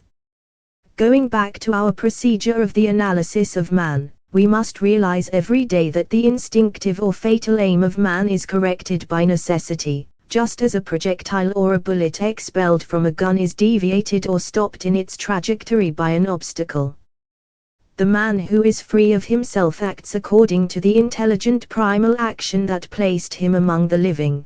The necessity that opposes him is the physical and moral environment in which his human life plays out. So the necessity to conform to the environment, or means of existence, develops the faculties of one of the three factors more than the other two. Consequently, this resistance of the environment to the activity of the virgin individual according to his nature must be seriously considered in the analysis of the individual, dividing it into the factors indistinctly acting upon his trinitary constitution. So, if we call A, the spirit, B, the perispirit, C, the physical body, we can make an equation. A plus B plus C equals A plus B plus C plus D plus E plus F equals man. Now, given the absolute constitution of the individual is A and B and C, in the practical explanation his power of realization is relative to all the factors A and B and C and D and E and F that we have studied as coefficients of the power of life.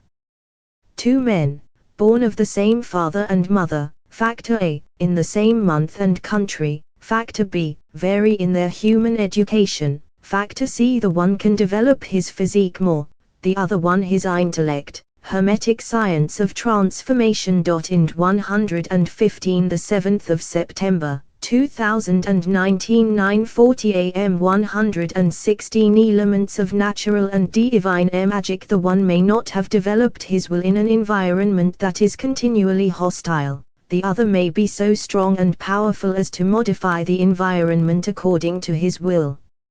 Factors D, E, F. The one uses his intelligent activity in one way, the other in another way.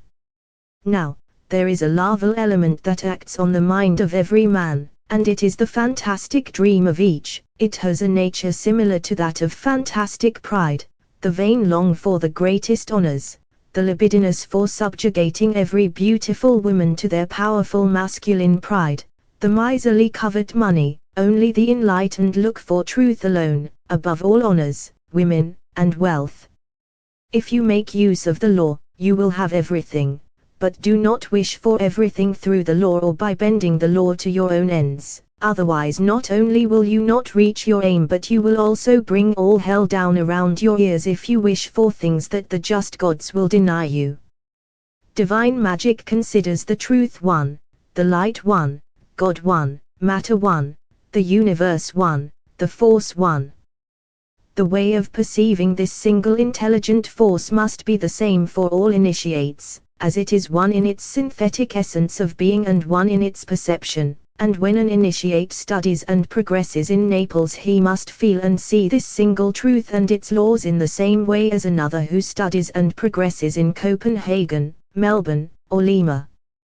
This unity of vision concerning the hidden God and his laws forms the universal brotherhood of initiates and the unity of all the classical religions, from the most ancient to the most recent. This unity of all truths in the single truth inevitably brings profane science to discover the real truth of things and to form the theocracy of scientists. The initiates of all the world are brothers because they all perceive the truth in the same way and with the same laws. Two of them meet and recognize each other because they understand each other. Hermetic Science of Transformation. Ind 116 the 7th of September, 2019 9:40 a.m. Elements of Natural and Divine Air Magic 117 It is not so for the mediums of spiritualism or the seers of schismatic religious movements, each of them sees and hears that particular spirit of things, which is not the universal spirit of God. Apollo spoke in the same way in all his oracles, and the Greek fable of Apollo who defeated the serpent Python is a magic legend because center of light, Apollo, dominated the spirit of earthly mud, the which is the astral serpent of magic, and which corresponds to the serpent that Catholic statuary places at the feet of the Virgin Mary wound around the horns of the moon. For the magicians the serpent Python is what we must dominate, for the spiritualists, on the other hand, it is what they must listen to. If you abandon yourself to the coils of the serpent you will become prophets of the astral, prey to all psychical illusions, you are caught in the whirling vortex of all the impressions, of all the images making up the cinema of the soul of the earth. In this vortex, in this current of low earthly breath, everything is mixed with mud. Spiritualism plays with it. Its communications are only the aura of the times in which the spirits write and manifest themselves, and you can even find disembodied spirits who use scientific language, like those at Salpêtrière, in speaking of truth and absolute science. The magic of the magicians, as in the emblem of Cagliostro, a passing above the serpent transfixed by an arrow, aims at the sun dragon, that horrible dragon that is the terrible guardian of real truth. The legends of Jason, Bellerophon, Perseus, Theseus, are different fables about the same conquest of truth. The fantastic battles in Nordic mythologies between knights and dragons, between generous and valiant defenders of truth and monsters who belched fire and swallowed up peoples, are simply similar artificial representations of this truth. You will never be an initiate if you continue to play about with your astral serpent, which is earthly in all its manifestations, even in its language, which reveals, in all vacuous and academic spiritual communications, the human grammatical form which is the expression of the relative ideas of the earth and its children. Hermetic Science of Transformation. Ind 117 the 7th of September, 2019 9:40 a.m. 118 Elements of Natural and Divine Air Magic. Dear reader, at this point I will touch on a question of divine philosophy, about which those who know cannot tell everything and those who do not know, but think about it, remain perplexed. Is the language of truth human? Can it be rapidly translated into human language? Is the language the spirits use to talk to mediums the language of spirits? If, on the contrary, it is the psychical translation made by mediums, Is it a faithful and uniform translation of the Spirit's ideas? In magic, the language of causes is a part reserved for the masters. Divine ideography is the key to all religious symbolism and the secret of talismans, of sacred hieroglyphs, of occult books.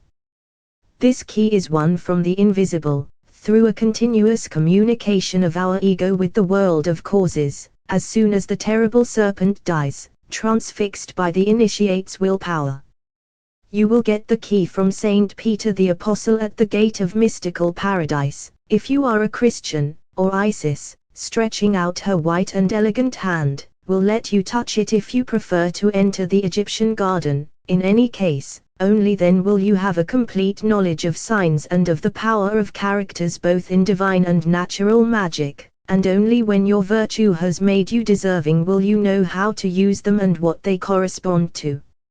For now these few words will suffice to warn mediums that they will never again hear the language of God if they keep on listening hour after hour, day after day, to the enticing song of the serpent's creatures. They will never go beyond the known world. I said, don't listen to any communication, you can interpret only lucid dreams, and never literally. In this connection I think I have clearly said that the serpent speaks the language of men, and God the language of God. Operations in magic are of two minds, one implies communication with the soul of the universe, the other determines the domination of the astral serpent, or soul of the earth.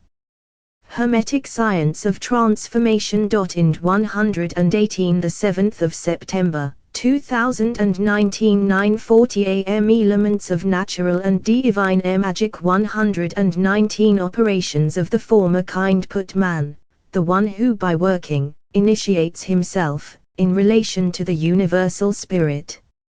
He who begins is, like all men, like all things, imbued and soaked through with the earthly aura. He doesn't know, since he knows no concrete things, even how to forge his will to pass through the vortex and penetrate the world of causes. The first operations give him two things, the spur to seek the new ether and the strength to succeed. When the operation has this rule, or magic ideal, it is no longer a religious practice because even if the beginners carry it out through faith alone, it is only a calculation of transcendental philosophy. It is consequently essentially scientific, and not unworthy of any doctor. Those who start well will soon have glimpses of divine light, not because the angels will come down from heaven and carry the beginner out of the earthly stream, but because the Spirit of God, which is in him, will little by little free him from all earthly shackles, till he becomes a prophet. As he progresses and raises himself, he enters into communication with the spirit of the Master, who, beyond the barrier of the dragon, waits for those who get there and enters into direct relation with their spirits. Those who think they are suited to the trial must not and cannot underestimate such a high ideal, included in a practice that is scientific, that is, wise and not blind superstition. A prayer is an act of concrete fluidification of one's will. To formulate an idea and wish for its realization is a prayer. Since my readers need no prayer books, they are warned that if they aspire to spiritual ascent their ideas must be very clearly formed in their minds, and they will soon get results, because such clearly formed ideas pass through the astral aura of the earth and are gathered by the cupbearer beside the throne of the sun, to whom, at the beginning of this book, I addressed a prayer thus: O Sun, you who sweep the darkness of the great night of passionate phantoms, of the ghosts of the most uncontrolled desires, of the Hermetic Science of Transformation. Ind 119 the 7th of September, 2019 9:40 a.m. 120 Elements of Natural and Divine Air Magic Proud creations of human arrogance, illumine the ignorance of the one who, purged of the influences of the voluptuousness of temporal things, is thirsty for the eternal truths, and let the idolater of the beast, bound to the vainglory of ignorance, feel your divine ray and prepare himself for the advent of Christ. That Son, whom I addressed at the time, is the Son whom all operators must address, whether you call it Son, or God, or Universe, or Single Force, or First Principle, or Tetragrammaton, or Universal Kingdom. It is the Kingdom of Light you invoke and to whom you address yourself.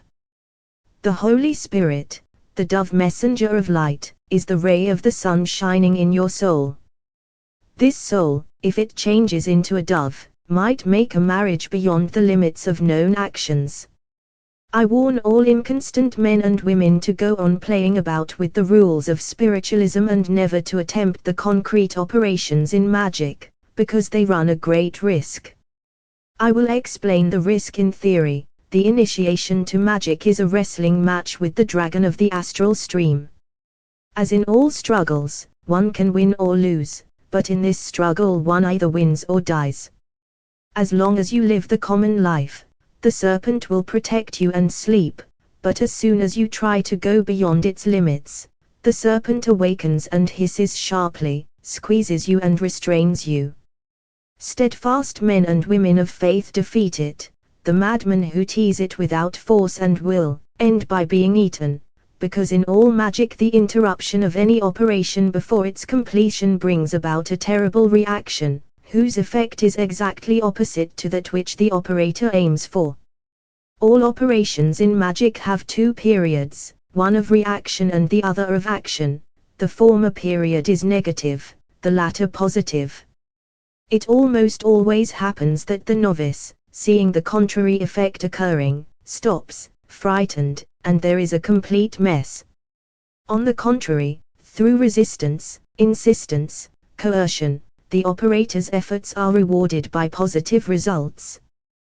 The grave of all ideals is Hermetic Science of Transformation. Ind 120 September 2019 9:40 a.m. Elements of Natural and Divine Air Magic 121 Inconstancy, and I have seen terrible and frightful examples of it.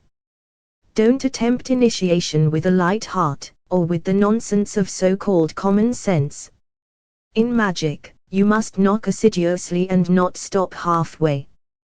Those who fall, even if they find their master again, will have to start again from the beginning, but if they don't find their master again, the only thing to do is to ask for God's forgiveness for having allowed themselves to be blinded by passions, by the false logic of fear and mistrust, and for not having understood that, between mistake and truth, they had to choose the least seductive one as a companion for success, though it be the most bitter and repugnant. If you are anxious to succeed, be always vigilant, constant, and active. The active spirit of universal nature does not give itself, but lets itself be attracted by those who are active. I said that the intelligences or spirits or fluidic natures appear to us like flashes of lightning. Well, the only great and powerful lever of the human mind, which connects it to God through the serpent of earthly will, is this zeal or activity proper to the spirits of Mercury. That is why Dante begins the 7th canto of his Paradise with this tercet, inexplicable to the profane science of the grammarians: Hosanna Sanctus Deus Sabaoth, super illustrans claritate felices in iis horum malakoth. Hosanna, O thou holy God of hosts, that with thy clarity dost brighter make the happy fires of these celestial realms. Activity, intelligent activity alone, can bring about the greatest of conquests to which a man of genius can aspire, the truth of causes, which is above stagnant inertia, of which disbelief is a vulgar symptom. Translated by Courtney Langdon. Hermetic Science of Transformation. Ind 121 September 2019 9:40 a.m. 122 Elements of Natural and Divine Air Magic, and this activity is the means of achieving an ideal that to the common masses is the most poetic of follies. Initium is translated in Latin dictionaries as beginning. But if you read it according to the analytical rules of the temple, it means seed that produces, that is, the principle of activity in nature, both of spirit and matter, and it was of special significance in the mysteries of Ceres, the natura naturans of Christian theologians from St. Thomas Aquinas to Bellarmino. Initium and initiation in the language of the temple means the admission to the temple where the priests of science gathered. What should be understood by initiation has nothing to do with mysticism. It is another kind of materialism because, through instruction, it forms and builds operators, officiating priests with a pure touch who speak with the right tone. We represent a school of rationalism that deals with the spiritual problem, and we are not mystics. Our creed is an exposition of concrete ideas that agree with an efficacious general methodology. The neophyte is the one who aspires. In the Mosaic religion of the Hebrews and in Essenism he was called a Levite. In monasticism he is called a novice. This neophyte, before entering the temple, before passing the threshold to attempt the conquest of its uncommunicable mysteries, was subjected to terrible trials, descriptions of which my readers can find in all books dealing with initiation. In other words, the custodian of the temple opened the door to the mysteries only to the neophyte who could be trusted to ascend on account of his virtues and perseverance. In the Egyptian lodges, the neophyte enters, pushing the door of the synedrion where the first-degree masters are sitting around the flaming fire, dressed in red, masked, their heads wrapped in priestly swathes. When the neophyte opens the door, all the masters run to him, surround Hermetic Science of Transformation. Ind 122 the 7th of September, 2019 9:40 a.m. Elements of Natural and Divine Magic 123 him, and hold their daggers to his throat, calling him traitor and violator of the unrevealable secret of nature. Then they consult about how to kill him, to sacrifice his spirit to the gods who protect their order. They set up a court and condemn him to death by fire. Then they go into a large enclosure where a pyre is lit. Two of the masters undress the traitor and throw his clothes on the fire, and they go as far as to scorch the flesh of the condemned man with flames. When the Hierophant, or Grand Master, comes and defers the execution, he delivers to the neophyte, naked in front of the flaming fire, a speech more or less like this: "You were so bold as to violate the door that keeps the mysteries of truth from the vulgar of the living, and this proves that you are either a man of courage or a rash fool. I can judge you because I can read in your soul, and I judge your daring as reckless folly. You didn't know you were heading for a violator's death. I defer your execution, I put it off, I don't pardon you. If you want to save yourself you must defeat the fire that consumes you. And the water that chokes you adds the oldest master. And the air which bears the breath of the earth adds another. And the earth that swallows up souls says a third." Then the Hierophant resumes: "If you defeat these four powerful phantoms of the negation of spirit, you will join our family and advance, otherwise your death is put off to the day when you quake. And no one will be able to rescue you, because the proof of your treason is that unworthily you have violated the entrance to the temple." Then the Hierophant assigns a master to the neophyte, who dresses him in white, and the neophyte swears to keep silent about all that he has seen and will see, and to come through his trial or to die. Hermetic Science of Transformation. Ind 123 the 7th of September, 2019 9:40 a.m. 124 Elements of Natural and Divine Magic. The priesthood, organized in a hierarchy, did all this following a ritual or code, which preserved their order from any intrusion or violation. In present-day circles, impure people are not admitted so as to preserve the purity of the others. We see the precedents in ancient times, putting on trial all that a curious man could promise. When the neophyte was ready, the master came forward, received him, and initiated him, that is, he cast into him the seed that was to bear fruit. From this concept of sowing the fruit-bearing germ in the individual came the sacred expression in interhumum, that is, sown or created for the second time, and that is why in Essene Christian initiation the Master was called Father, because the Master who initiates is the Father of the disciple's spirit. Hence the common syncope of initium through analogous assonance and consonance. In the Catholic Church, the confessor is called Father. Now a great misuse is made of the word initiation, and everyone thinks it means the beginning of something. Initiamenta, initiator, initium are pagan words with two interpretations, one vulgar, the other priestly, and their original use was in the rites of Ceres. Initio, ishnis, the generating movement, the beginning, in the ancient sacred language corresponded to the breath that Genesis says God Almighty used to infuse His divine spirit into Adam, the man of clay. Hence, initium is different from initio. Ceres, the goddess who could fertilize and be fertilized, could convey with her mysteries the idea that priestly power should cast into the neophyte the seed that brings understanding of hidden things. In order for you to receive this redemption, which is the work of indispensable preparation, the law tells you, 1. Always live a very pure and austere life. 2. Never show, nor wish to seem, but be. 3. Always do good, and be guided by the purest justice when doing good. Hermetic Science of Transformation. Ind 124 the 7th of September 2019 9:40 a.m. Elements of Natural and Divine Magic 125 4. Consider gluttony, lust, and the influence of the profane world as your enemies. 5. Purify yourself after every deed, and think before acting.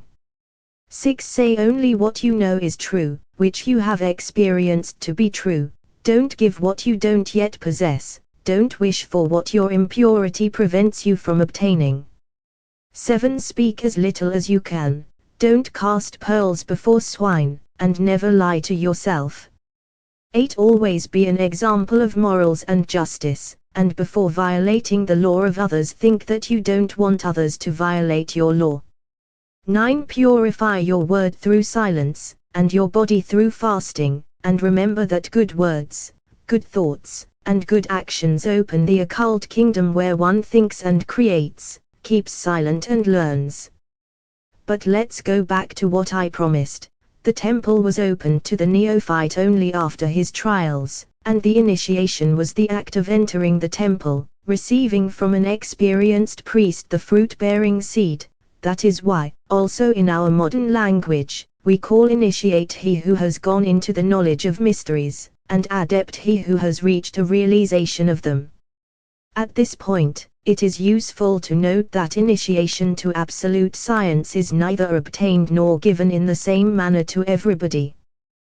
We distinguish a. Initiation through rites, b. Initiation through conferral, c. Direct initiation. First, initiation through rites is the one I have chosen to establish a school of magic in Italy. The master who gives it must be able to perceive that his disciple has entered into the zone of purification, wherever Hermetic Science of Transformation. Ind 125 the 7th of September 2019 9:40 a.m. 126 Elements of Natural and Divine Magic he is, and at certain moments to communicate with him, or assign him a deputy for himself in the extra-human area. Second, initiation through conferral is the one used by visibly constituted societies, with a hierarchy of degrees, and the power to initiate is thus conferred by a master to his practicing representatives.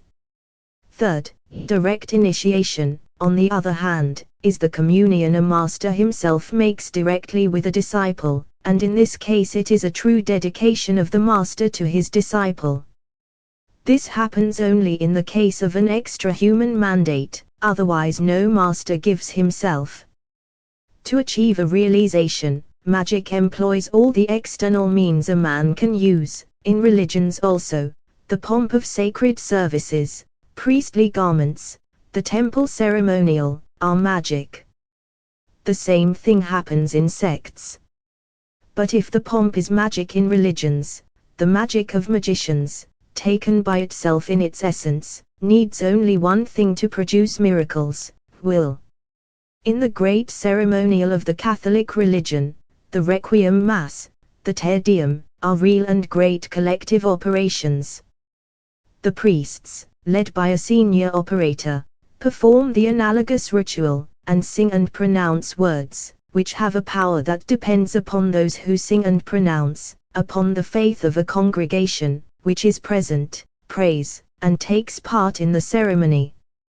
The substance of things hoped for faith must be, and argument of things invisible, says Dante *, but the argument of things invisible in the souls of the masses, who are very keen on eternal signs, is roused with the pompous form of priestly rites, and even the soul, which is least touched by ideals, feels moved and is taken into the general motion of souls and overwhelmed by what in these rites is atavistic memory and fear of the unknown.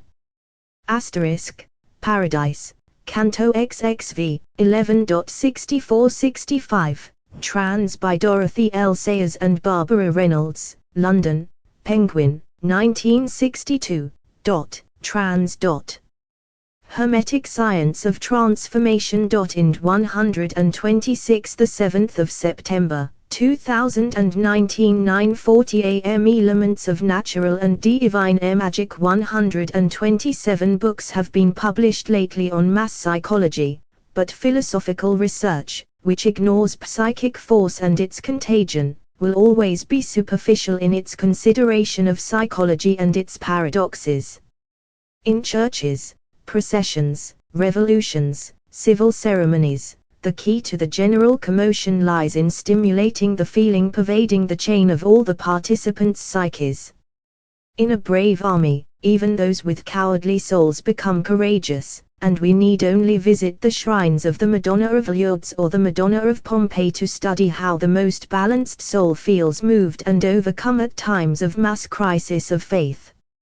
In this connection I could write about profound, though simple, things. I could speak of disturbing truths capable of shaking not only the order of religions, but also the order of nations, if those in authority allowed me to let politically passionate, ambitious, and bad men to get hold of the secret of how to become masters of the souls of the reasoning and easily intoxicated mob who are nowadays called by the pompous name of the sovereign masses. It is nevertheless clear that, in the ceremonial magic of religious pomp, faith, if its seed is present, invades all the people, sucking them in like a whirlpool. It is not so in divine and natural magic practiced by a knowledgeable and capable magician. To the wonderful rituals, rich in sacred and religious accoutrements and trappings, the magician only substitutes his spiritualization with intelligence and his fluidification with the realization of what he wants, he thinks or is inspired, finds analogies, and through his art he achieves his end. Some philosophers, who want to explain everything through hypnosis, say that in Fakism and magic everything is based on the self-hypnosis of the operator, that signs, ciphers, and magic apparatus serve only to put the magician into such states of excitement so as to produce the phenomena. Others, on the contrary, maintain that the objects used in working Hermetic Science of Transformation. Ind 127, the 7th of September, 2019, 9:40 a.m. 128 elements of natural and divine magic are charged with human magnetic fluid, so that they work with the magnetism with which they are charged. The former as well as the latter have based their conclusions on laboratory experiments and have had partial success, but they are all convinced that their own assumptions are true. Hypnotists ascribe the power of producing phenomena to the projection or liberation of the magician's intelligence or spirit, so they put a subject in a somnambulistic state and order him to produce a given physical phenomenon. They have only half succeeded, or they have not succeeded at all, but they have certainly proved, on the outside, that the subjective phenomena have all been produced. The physician who puts a sensitive subject to sleep and offers him a glass of water, telling him that it is poison, and obliges him to drink, has poisoned that person with drinking water. The same is true, say the hypnotists, for any subjective phenomenon produced by an individual who, like Farkas, can hypnotize himself at will. But objective phenomena cannot be explained in this way. At this point, magnetizers, with Baron du Potate, author of Magie de Voily, at their head, come in and say that a clever magnetizer can project his magnetic fluid onto objects and give them a specific force, so that magic potential is made objective. In this way they explain the power of talismans, potions, or any clothing that the operator wears or employs. Both the former and the latter are mistaken because the secret of working magic is neither the magician's self-hypnosis nor the magnetization of the objects the operator uses. Let's examine the weak points of the two theories. Self-hypnosis might carry the exaggeration of subjectivity. If a man hypnotizes himself, he might believe he is looking at an eagle when he has only a dove in front of him. If a man did so, he would succeed only in voluntarily killing his reason and his spirit. Instead of becoming a magician, he would become a laughingstock. Magnetism, as a determination of the will, is an incomplete force Hermetic science of transformation. Ind 128 September 2019 9:40 am Elements of natural and divine magic 129 to be used by itself by an operator, because it can only be projected on things so that they are fortified with intention, but not with intelligence. The magician uses magnetism transcendentally, coupling it with the powerful secret of the vitalization of things, which is something above magnetism, because it couples magnetic fluidification with a soul that is intelligent on account of its power. The word vitalization is inappropriate, but there is no other way of indicating the powerful magical means of coupling inanimate things not only with force but also with an intelligence that is living and keeps away contingent events. Baron du Potate's experiment of the river in a room can be an example. Let a strong magnetizer take a piece of charcoal and draw on the floor, with strong magnetic intention, two parallel lines, like this, AB river, and it must be understood that the two lines represent the two banks of a river. Then we put a medium to sleep and we tell him, walk ahead. The somnambulist walks. When he reaches line A he will stop. You say, walk on. I can't, he answers. Why not? Because there is a river. If you induce sleep in a second and a third subject, the result is the same. Let's suppose now that a magnetizer with a very strong fluidic projection draws the same two lines in the middle of a room without putting any medium to sleep. Any sensitive person who comes into contact with those two lines will feel anxiety about something like the danger of turbulent waters. Those who are very sensitive will stop and will perceive the thought of the person who drew the lines, telepathic correspondence. Hermetic Science of Transformation. Ind 129 7 September 2019 9:40 am 130 Elements of natural and divine magic. From this, magnetizers draw the conclusion: this is the secret of talismans, signs, and operations of magic. But this is not a secret of magic, it is simply a magnetic operation, because if a magician draws the two lines with the intention of preventing a specific man from crossing them, he succeeds without any other person having the slightest idea of the feeling that is meant for that specific man.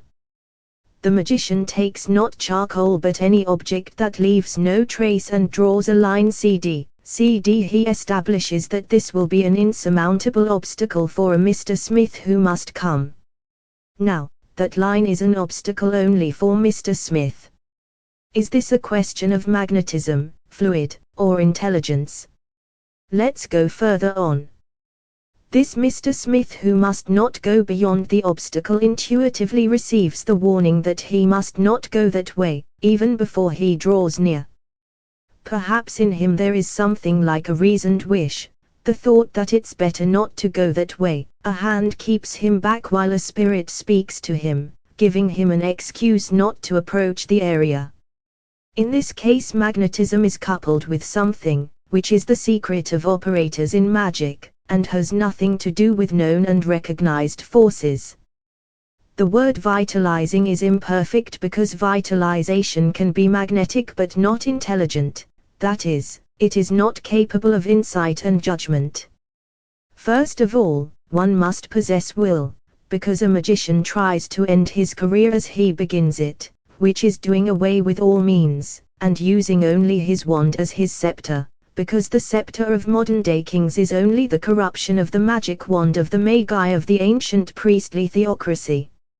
No doubt people nowadays would prefer the scepter of a live king to the wand of a magician they can't see, but the difference is that the wand of the invisible magicians calls the tune for earthly kings with Hermetic science of transformation. In 130 the 7th of September, 2019 9:40 a.m. Elements of natural and divine air magic 131 their scepters, symbolic rods that are atrophied when those who hold them do not infuse them with the intelligence of Solomon.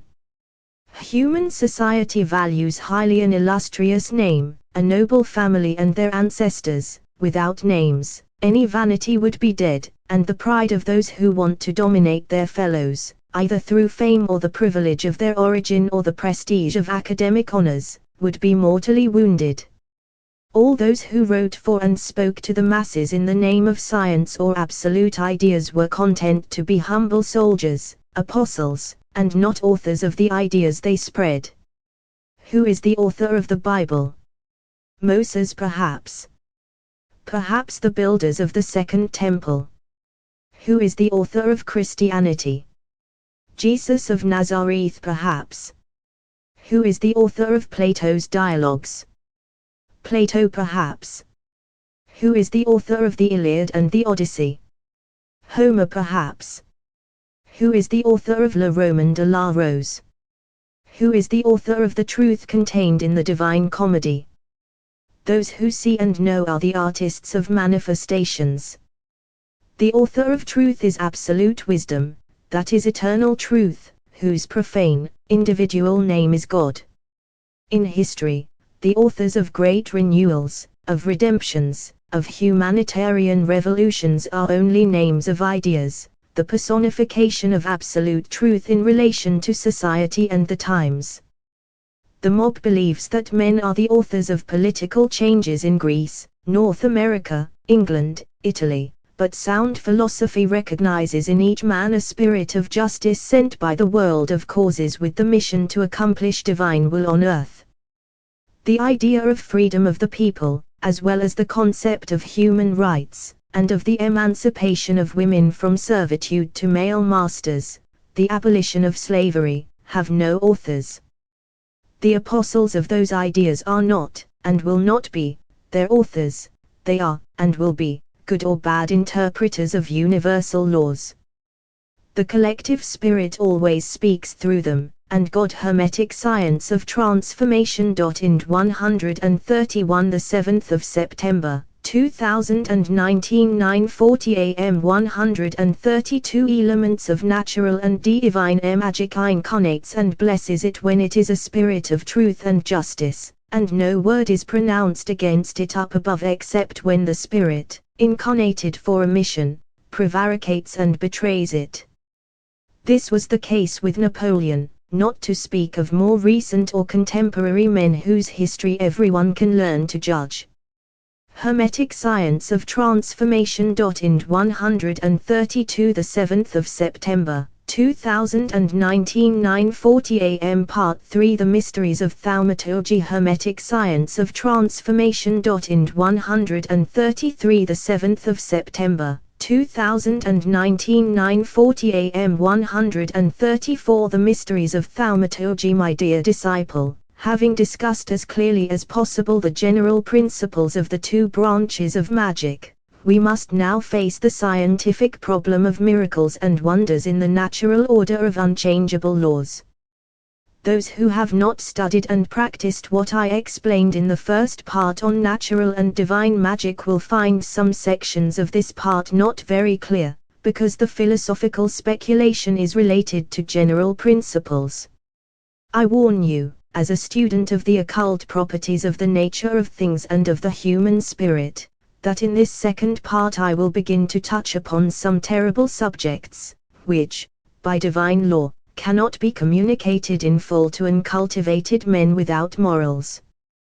This is why all ancient priestly sciences have always kept them veiled from the masses, and the Roman Catholic Church, which originates precisely from those religions and cults, has revealed them so thoroughly, that is, has little by little concealed so much of the truth in its rituals, that at the time of writing for vulgar Europe, the milk cow whose italic calf would be marked, from the dark times of the people of Ines, as Christ the civilizer, the Catholic papacy has lost the keys to miracles and has become a prisoner of the vulgar society of the law of the masses, just as the human soul is a prisoner of the bestial body in those men who lose the light of the mind and identify all satisfaction with gross bodily senses.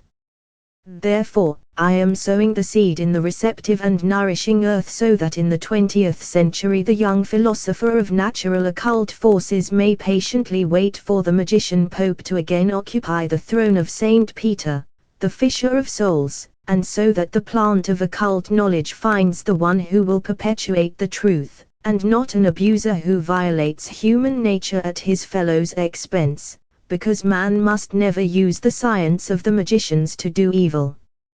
Christ on the cross said, "Forgive them, O Lord, for they know not what they do." But would Christ have begged for forgiveness if his persecutors had known what they were doing? Therefore it is not a crime to violate the Hermetic science of transformation. In 134 the 7th of September, 2019 9:40 a.m. The Mysteries of Thaumaturgy 135 Laws of the Divine World unknowingly, but it is an unforgivable sacrilege to violate them knowingly.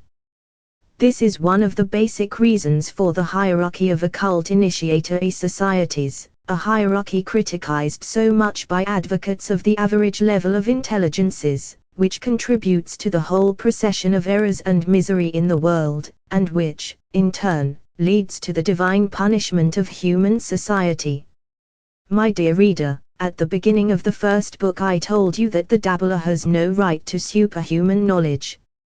Now it is time for you to form an exact idea of the mission of superior men within humanity and to see clearly the sin of modern positivist and materialist zoological philosophy and the sin of priestly ignorance as the two most terrible scourges of the present day, physically illuminated by electric light and morally unenlightened by the egotistic doctrine of sensualist satisfaction. On a day of popular merrymaking, of public feasting, look out of your window at the human wave that floods the streets. Close your eyes for a moment and imagine that 100 years have gone by. Reopen your eyes and, facing the deserted streets, think that the thousands of people swarming a moment earlier in those same streets are dead and returned to dust. If you do this while you are alive, you will have learned that the life of man, like the life of the masses in the heat of the physical senses, is the deceitful voluptuousness of the void, that men and generations pass by like lightning, each of which we call a century, and disappear like soap bubbles or become piles of bones rotting in cemeteries. If you do this, and reflect closely, you may become a saint or a sinner. You will become a sinner if you think that, as the body and the senses are vain, so is morality. You will become a saint if you think that the spirit of the earth feeds on the daily slaughter of so many different human bodies, over which floats the genius of races and the soul of the purified man, who has become, as Dante says, intelligence separated from matter, whose home is beyond the commonplace and false logic of the senses. Hermetic Science of Transformation. In 135 the 7th of September, 2019 9:40 a.m. 136 The Mysteries of Thaumaturgy. But every soap bubble has a soul, the child who blows through a blowpipe into soapy water would not make bubbles if he did not blow out. Therefore each bubble contains a breath, or a spirit, a soul, a thought, an ideal. If the soap bubble bursts, has its breath, its spirit, its soul vanished and died. Alternatively, while the body bears its heavy burden back to the earth, waiting to be broken down, might not the spirit fuse itself with the universal breath, and return to the chaos of the spirit of the world? Or else might it not still be a breath, a thought in the process of evolution? This is the problem of the Sphinx, of veiled Isis, of the cross, of the five-pointed star, of the ineffable word expressing the name of Jehovah. This is the incommunicable secret of the ancient schools of magic, capable of all miracles and wonders. But the secret corresponding to this absolute truth is not a vain point of discussion for academics. Magic a useless thing if it remains theoretical, but if it is realized in practice, it becomes the most powerful lever in the four streams of the Edenic cross: 1. Religion, which governs the soul of the masses; 2. Human society, the state; 3. Common knowledge; 4. Art.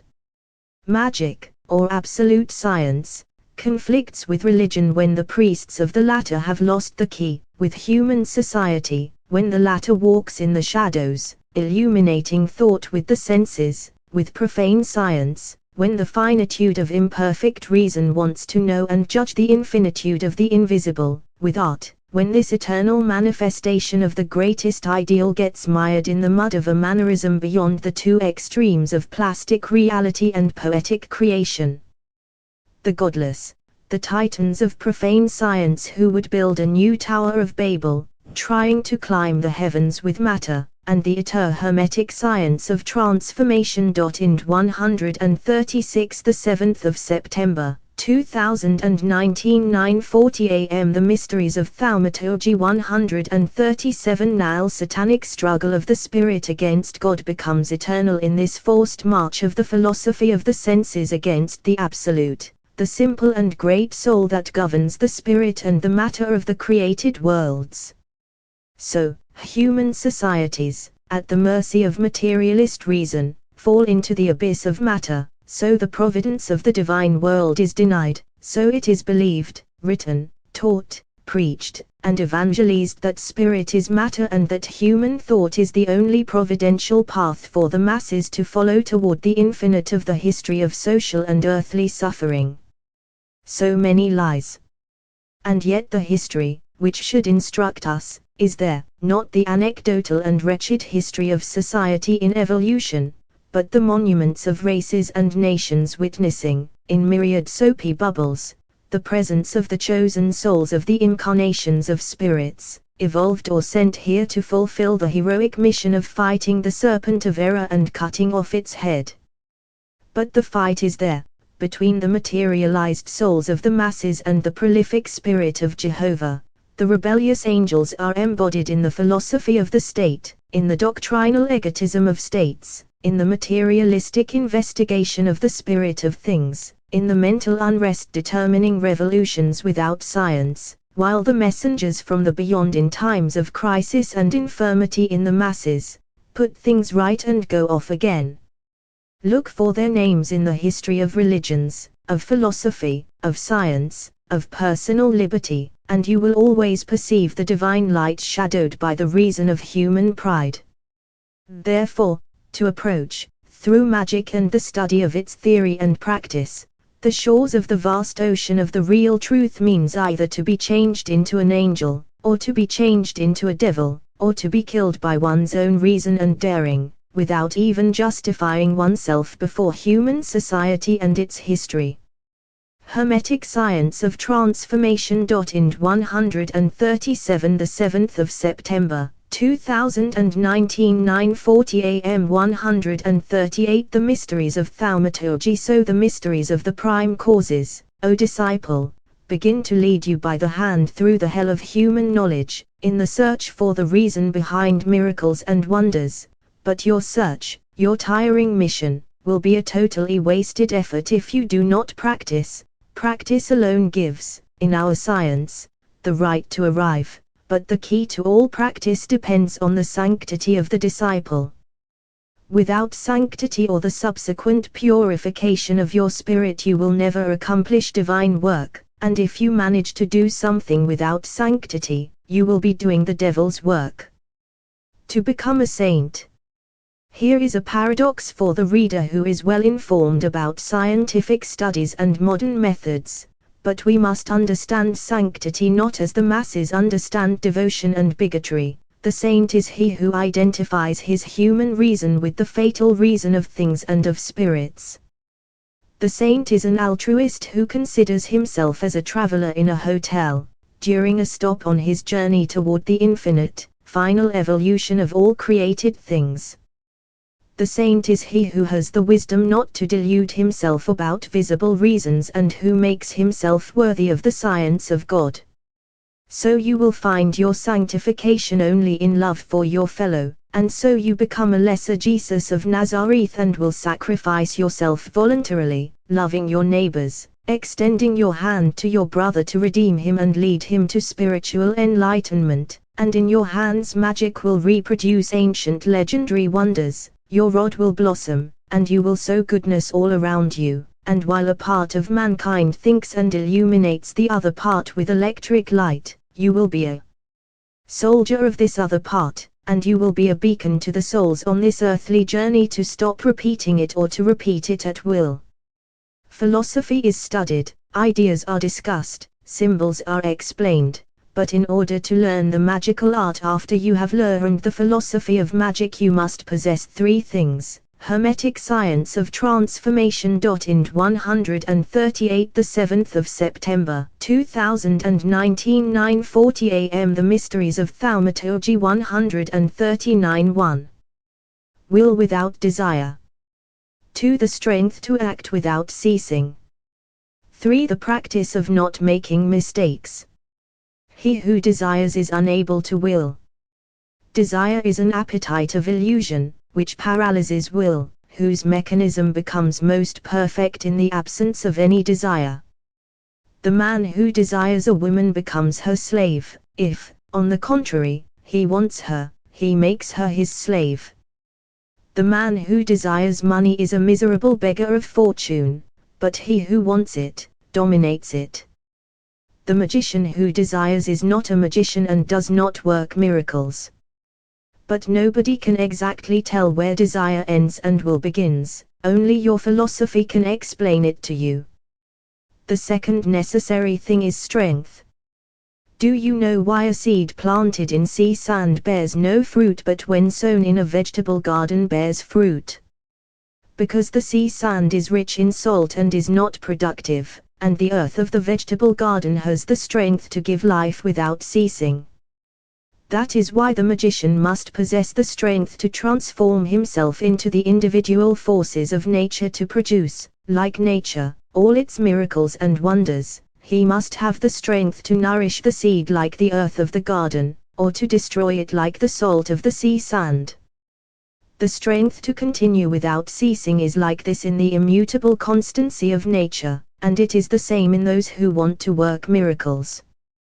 The third quality is practice. The inexperienced child who picks roses pricks his fingers and sees them bleed, but the gardener can pick many of them without pricking his hands. In the magical art, he who knows how to produce and does not produce is like the sword maker who makes the weapon for war and does not go to war. The magician becomes an artist after being a philosopher, through the development of his faculties, that is, by the virtue of his spirit. This magician's spirit, placed in and fed by the human body, has two great prerogatives that disembodied spirits do not have: the power to transform into force, and the freedom to materialize. Hermetic Science of Transformation. Ind 139, the 7th of September 2019, 9:40 a.m. 140 The Mysteries of Thaumaturgy. As soon as the magician begins to work by himself, his plastic soul becomes the flame of life that descends and goes up, as the ancient Hermeticists used to say.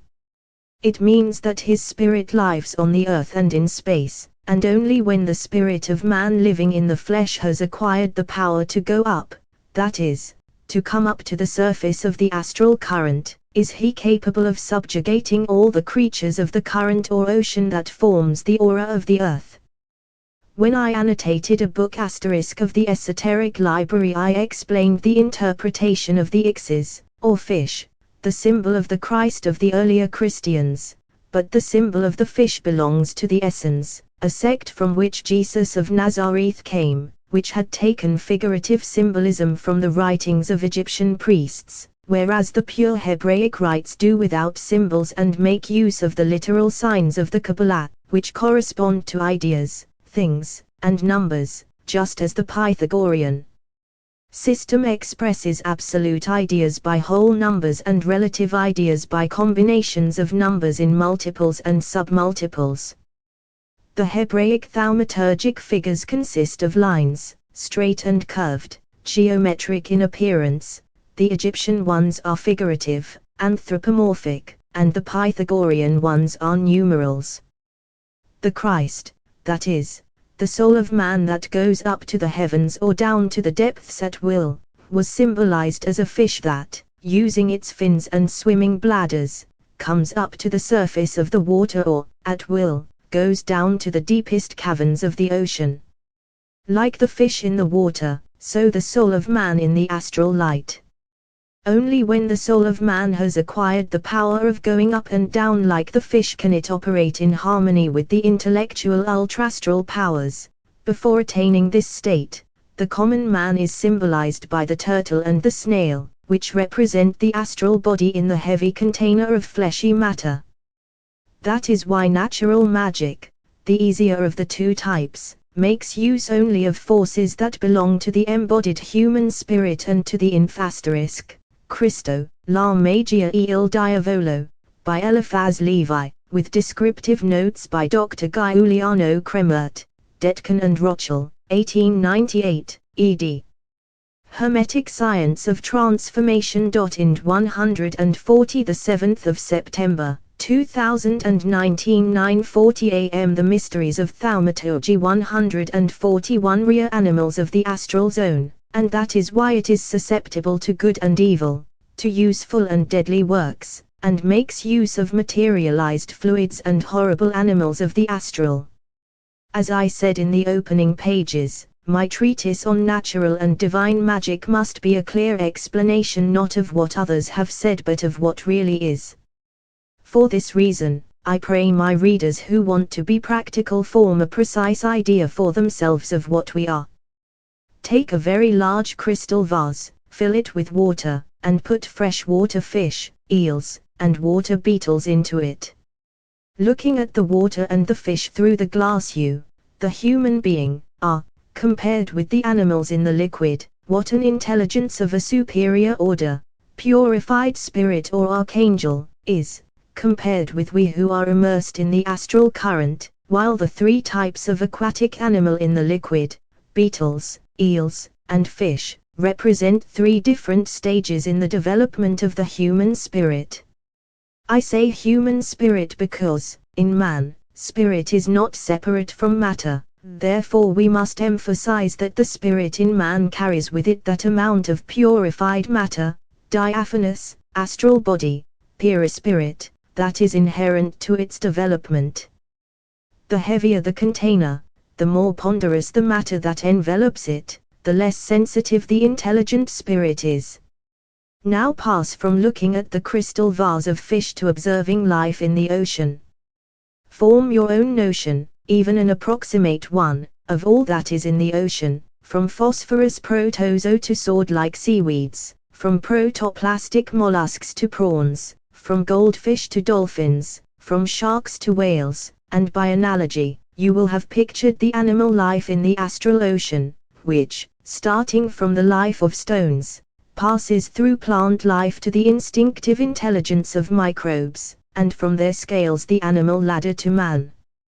Darwin formulated the most far-sighted theory of linked relationship in animal evolution, and the same distinction applies to the intellect.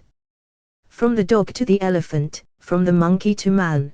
There is Hermetic science of transformation. In 141, the 7th of September, 2019, 9:40 a.m. 142, the mysteries of thaumaturgy, a gradual progression in intellectual terms, reaching its peak in Homo sapiens. But in this human species there always exists a hierarchical link that intellectually binds men to all the races. There are some men who are barely more intelligent than the most intelligent dog, as there are others who border on pure evolved spirits, no longer alive to human life.